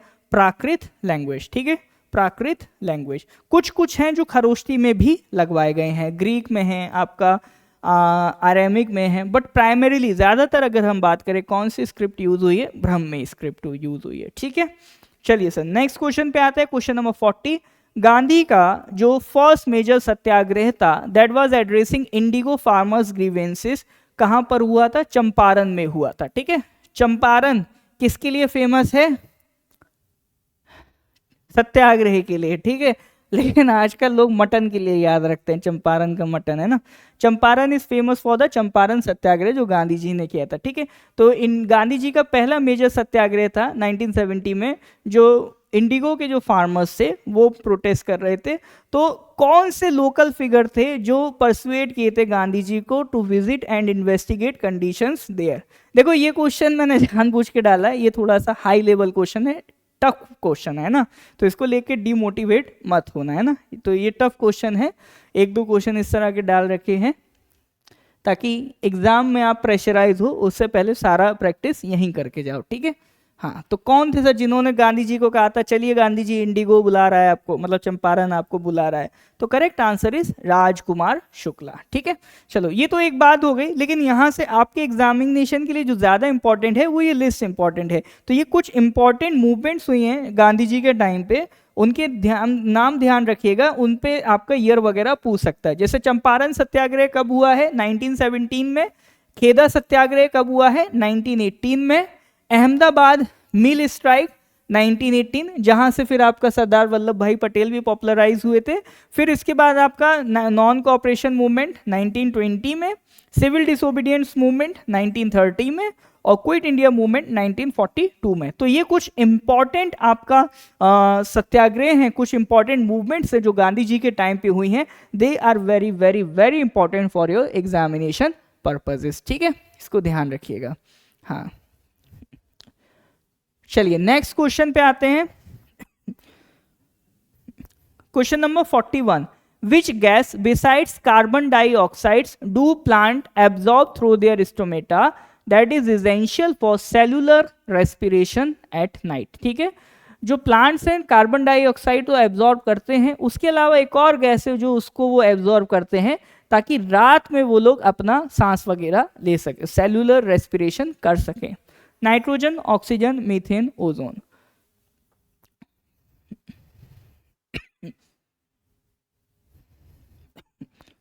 बताइए। ना ना, नाइट्रोजन नहीं, नाइट्रोजन मत दे देना सर, परेशान हो जाएंगे प्लांट्स, है ना। ऑक्सीजन। ठीक है, तो वैसे तो प्लांट्स CO2 एब्जॉर्ब करते हैं फोटोसिंथेसिस के लिए, लेकिन वो लोग रात के टाइम में आपका ऑक्सीजन भी एब्जॉर्ब करते हैं। ठीक है, चलिए तो इसको, ये थोड़ा छोटा सा पॉइंट है, इसको ध्यान रखेंगे। नेक्स्ट क्वेश्चन पे आते हैं, क्वेश्चन नंबर 42। 42 क्या कह रहा है?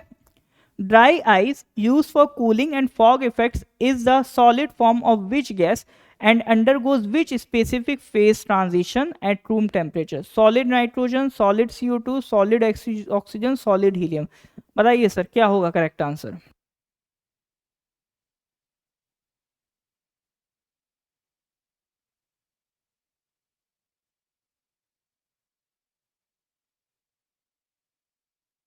बताइए, ड्राई आइस किसकी बनी होती है? ठीक है, बी, हाँ हाँ बिल्कुल बिल्कुल, dry ice solid dry ice basically क्या है, CO2 को सॉलिडिफाई कर दो तो वो बन जाता है आपका ड्राई आइस, और उसमें हमें कौन सा प्रोसेस देखने को मिलता है, सब्लिमेशन। तो ये इंपॉर्टेंट है, ध्यान रखेंगे। तो सब्लिमेशन किसको कहते हैं, सब्लिमेशन कहते हैं जब आपका जो सॉलिड है, ठीक है, और गैस में सॉलिड क्या हो रहा है, अगर आपका डायरेक्ट गैस में कन्वर्ट हो रहा है तो वो क्या कहलाता है, सब्लिमेशन।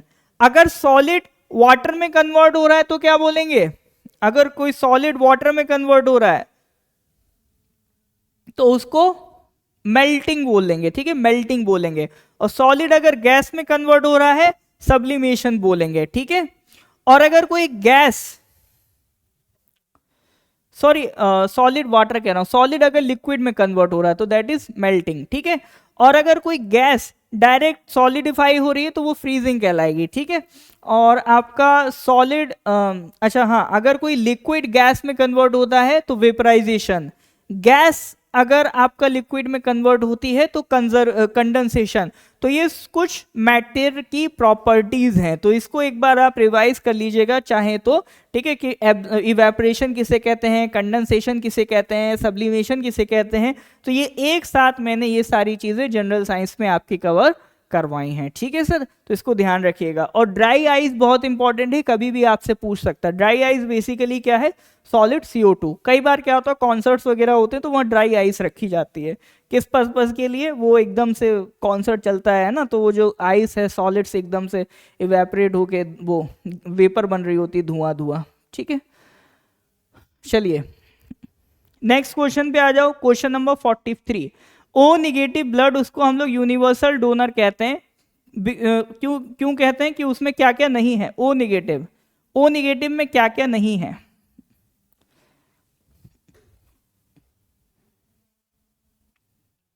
डियर मैं लिख इसलिए नहीं रहा हूं क्योंकि बहुत और ज़्यादा टाइम लग जाएगा उसमें लिखने में ना, तो इसीलिए मैंने कहा एक बार आप उसको रिवाइज कर लीजिएगा, क्योंकि बहुत सारे प्रोसेसेस हैं उसमें, है ना। तो ओ निगेटिव ब्लड को बताओ सर क्या क्या नहीं है इसमें। देखो कोई भी ब्लड, उसमें उसका नाम ओ इसीलिए है क्योंकि उसमें ना ही एंटीजन ए है ना ही एंटीजन बी है, तो उसीलिए उसको हम क्या कह रहे हैं, ओ कह रहे हैं, ठीक है।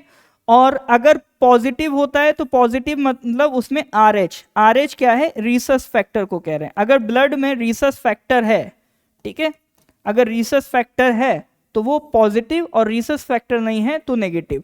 तो ओ नेगेटिव में ना ही ए है ना ही बी है एंटीजन, और ना ही रीसस फैक्टर है, तो इसलिए correct answer will be B. तो 43 का correct answer will be B. तो ये इस तरह की टेबल मैंने क्लास में बनवाई है कि कौन कौन सा ब्लड ग्रुप कौन कौन आपका एक्सेप्ट कर सकता है, कौन कौन नहीं कर सकता है, ठीक है।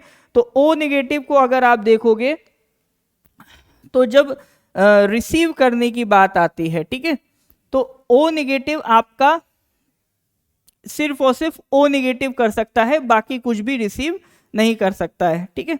और ये किसी को भी ब्लड ग्रुप दे सकता है, तो आप देखोगे ओ नेगेटिव किसी को भी दे सकता है ना, इसीलिए इसको क्या कहा जाता है, यूनिवर्सल डोनर। ये किसी को भी ब्लड ग्रुप दे सकता है, तो ओ नेगेटिव क्या है, यूनिवर्सल डोनर। इसी तरह से एक होता है AB पॉजिटिव, ये है यूनिवर्सल रिसेप्टर, ये किसी से भी आपका ब्लड ले सकता है, ठीक है, तो दैट इज AB पॉजिटिव। चलिए आपका पवन सर आ गए हैं, ठीक है, तो जल्दी जल्दी आगे बढ़ाते हैं। क्वेश्चन नंबर 44 बताइए, antibiotics are ineffective against the common blood, ठीक है, antibiotics are ineffective against the common blood because it is caused by a virus. What broad mechanism explains why antibiotics don't work on viruses? ठीक है, देखो generally क्या होता है कि आपका हम लोग वायरल फीवर होता है एंटीबायोटिक्स खाते रहते हैं और हमको लगता है उससे ठीक हो जाएंगे। ऐसा नहीं है सर, वायरल जब होता है, जब आपको वायरस इफेक्ट करता है तो एंटीबायोटिक्स दवा नहीं काम करती। एंटीबायोटिक्स किसके लिए है, बैक्टीरिया से लड़ने के लिए। जब आपको इंपैक्ट वायरस ने किया है तो एंटीबायोटिक काम नहीं करेंगे। तो वही पूछ रहा है एंटीबायोटिक वायरस पे काम क्यों नहीं करती हैं, क्या वायरस बहुत छोटे होते हैं या वायरस सारे केमिकल्स के लिए इम्यून होते हैं, ठीक है। तो correct answer is antibiotics target bacterial cell walls machinery which viruses lacks, ठीक है। तो एंटीबायोटिक्स किसको टारगेट करते हैं, वही जो मैं आपसे बात बोल रहा हूं, एंटीबायोटिक्स बैक्टीरिया को टारगेट करते हैं, ठीक है। चलिए सर, तो इसमें ध्यान रखिएगा इसके बारे में। नेक्स्ट क्वेश्चन, अच्छा इस पे एक बार रिवाइज करके जाइएगा, कौन कौन सी डिसीजेज बैक्टीरिया से होती है, कौन कौन सी डिसीजेज वायरसेस से होती है ना, उसको रिवाइज करके जाना, that is important. Question number 45, the iris controls pupil size to regulate light entering the eye, which muscle action causes the pupil to constrict in bright light. Pupil जो हमारी आंख में जो ब्लैक कलर का portion होता है उसको हम लोग क्या कहते हैं, पीपल कहते हैं, ठीक है, तो उसको हम लोग पीपल कहते हैं। तो वो आपका कॉन्ट्रैक्ट और एक्सपैंड होता है लाइट के अकॉर्डिंगली। तो बताइए sir, the iris controls pupil size to regulate light entering the eye, which muscle action causes the pupil to constrict in bright light. Radial muscles क्या है sir correct answer? B B B circular, हाँ, तो correct answer है circular muscles, ठीक है। तो iris की जो सर्कुलर मसल्स होती हैं वो आपको हेल्प करती है। जैसे अगर आप ये मैप देखोगे तो that portion is your iris, ठीक है, और ये पोर्शन आपका पीपल होता है, ठीक है। तो जो ब्राइट लाइट में जो सर्कुलर आपका मसल होती है आइरिस की, ठीक है, तो ये जो आइरिस की जो सर्कुलर मसल्स हैं आपकी, ये क्या करेंगी, कॉन्ट्रैक्ट करेंगी, और इनके कॉन्ट्रैक्ट करने से आपका जो पीपल है वो श्रिंक हो जाएगा, क्योंकि जब ब्राइट लाइट होती है वो उसको क्या करेगा, श्रिंक कर लेगा। और जब लाइट डिम होगी तो इसमें जो आपका रेडियल मसल्स होंगी, ठीक है, सर्कुलर मसल्स इसको कॉन्ट्रैक्ट कर देंगी, छोटा कर देंगे, और रेडियल मसल्स क्या करेंगी, इसको पीपल को बढ़ा देंगी। तो दो तरह की मसल्स हैं, सर्कुलर क्या कर रही है, छोटा कर रही है पीपल को जब ब्राइट लाइट आए, और जब डिम लाइट आए तो उसको बढ़ाने के लिए कौन सी मसल्स आ जाती हैं, रेडियल मसल्स आ जाती हैं, ठीक है। तो करेक्ट आंसर होगा बी, ठीक है।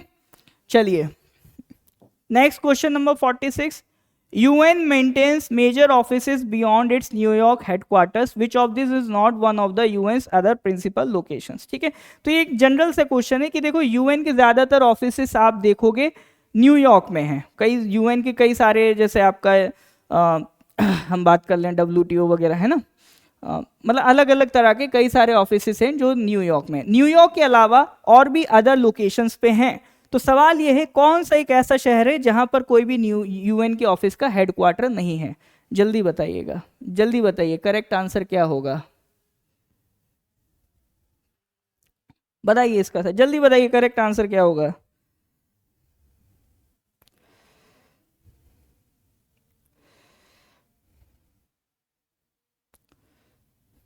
हाँ, जल्दी बताइए करेक्ट आंसर। देखो जेनेवा में तो हम लोग जानते हैं सर WHO है, WHO का हेडक्वार्टर जेनेवा में। वियना इंटरनेशनल सेंटर है। नैरोबी में आप जाओगे तो UN का इन्वायरमेंट UNEP आपका नैरोबी में है। तो ब्रसल्स एक ऐसी जगह है जहां पर UN का कोई भी हेडक्वार्टर नहीं है। ब्रसल्स में आपको क्या देखने को मिलेगा, नेटो का हेडक्वार्टर देखने को मिलेगा। ब्रसल्स में नेटो का headquarter, Brussels is in Belgium, ठीक है। चलिए नेक्स्ट क्वेश्चन नंबर 47, बेंगलुरु को हम लोग इंडिया की सिलिकॉन वैली कहते हैं। तो which government led initiative in the 1980s और 1990s is widely credited with catalysing the cities IT boom.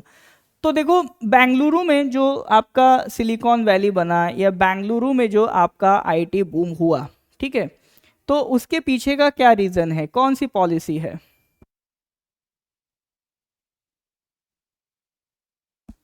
उसके पीछे की कौन सी पॉलिसी है?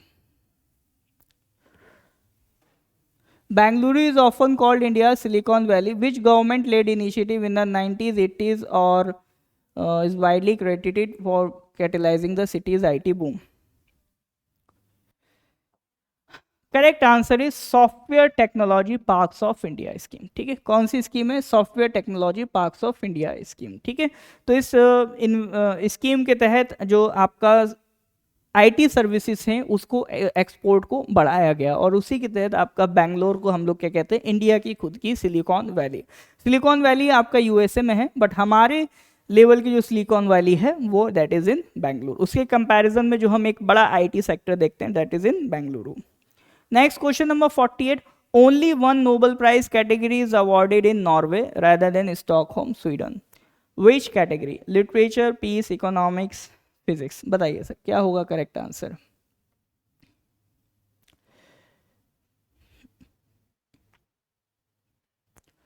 क्या होगा correct answer? Only one Nobel prize category is awarded in Norway rather than Stockholm Sweden. तो देखो इस तरह का क्वेश्चन हम ऑलरेडी पहले भी डिस्कस कर चुके हैं कि आपका जो पीस प्राइस है वो अल्फ्रेड नोबल की विल पे दिया जाता है, ठीक है। तो इसलिए इसके लिए उन्होंने किसको डेजिग्नेट किया है, नॉर्वेजियन स्टॉर्टिंग, स्टॉर्टिंग मतलब नॉर्वे की पार्लियामेंट को, ठीक है। बाकी सारे जो आपके अवार्ड्स हैं उसको कौन दे रहा है, स्वीडिश इंस्टीट्यूशंस दे रही हैं। ऑलरेडी आई थिंक डे 2 की शायद मैराथन थी, उसमें हमने इसको कवर किया था, इस टाइप से क्वेश्चन था। क्वेश्चन नंबर 49 WHO कब बना है और उसका हेडक्वार्टर बताओ। WHO कब बना है और उसका हेडक्वार्टर बताओ जल्दी बताओ। WHO कब बना है और उसका हेडक्वार्टर, बी सी क्या है। देखो अगर हेडक्वार्टर पता है ना, अभी मैंने बताया भी था, तो ईयर याद रखने की जरूरत नहीं। 1948 में बना है, हेडक्वार्टर कहाँ है, जेनेवा। अभी मैंने बताया था यूएन का एक ऑफिस, ठीक है। WHO का हेडक्वार्टर कहाँ है, जेनेवा में, ठीक है, ध्यान रखिएगा। Next question number 50, last question है। The RBI was nationalized in 1949, a year after India's independence. Under which specific legislation was this nationalization carried out? ठीक है, तो किस कानून के तहत ये आपका नेशनलाइजेशन किया गया था, जल्दी से बताइए। RBI was nationalized in 1949, a year after India's independence. Under which specific legislation was this nationalization carried out? RBI Act of 1934, Banking Regulation Act 1949, या आपका reserve bank transfer to public ownership act 1948, या आपका companies act of 1948, बताइए। तो देखो RBI act 1934 से तो RBI बना था। बैंकिंग रेगुलेशन एक्ट 1949 आरबीआई को पावर देने के लिए है, बट जो ओनरशिप ट्रांसफर हुई थी that was with this RBI transfer to reserve bank transfer to public ownership act of 1948। तो that is the correct answer, ठीक है। तो ये रिगार्डिंग आरबीआई, आप ये 2-4 पॉइंट्स हैं, इससे रिलेटेड आरबीआई पे एक बार और क्वेश्चन आया था, हमने उसके बारे में बात किया था, ठीक है। चलिए ये आपकी समाप्ति होती है क्वेश्चंस की। तो नेक्स्ट क्लास आपका इंग्लिश का है, आ जाइए सर, ठीक है। तो आई होप आप लोगों का क्लास बेहतर रहा होगा, ठीक है। तो अब मैं ज़्यादा डिले नहीं करूँगा, ऑलरेडी आपका सर के ऊपर भी प्रेशर है टाइमली कंप्लीट करने का, ठीक है। चलिए आप एंजॉय करिए इंग्लिश का क्लास, ठीक है, चलिए सर।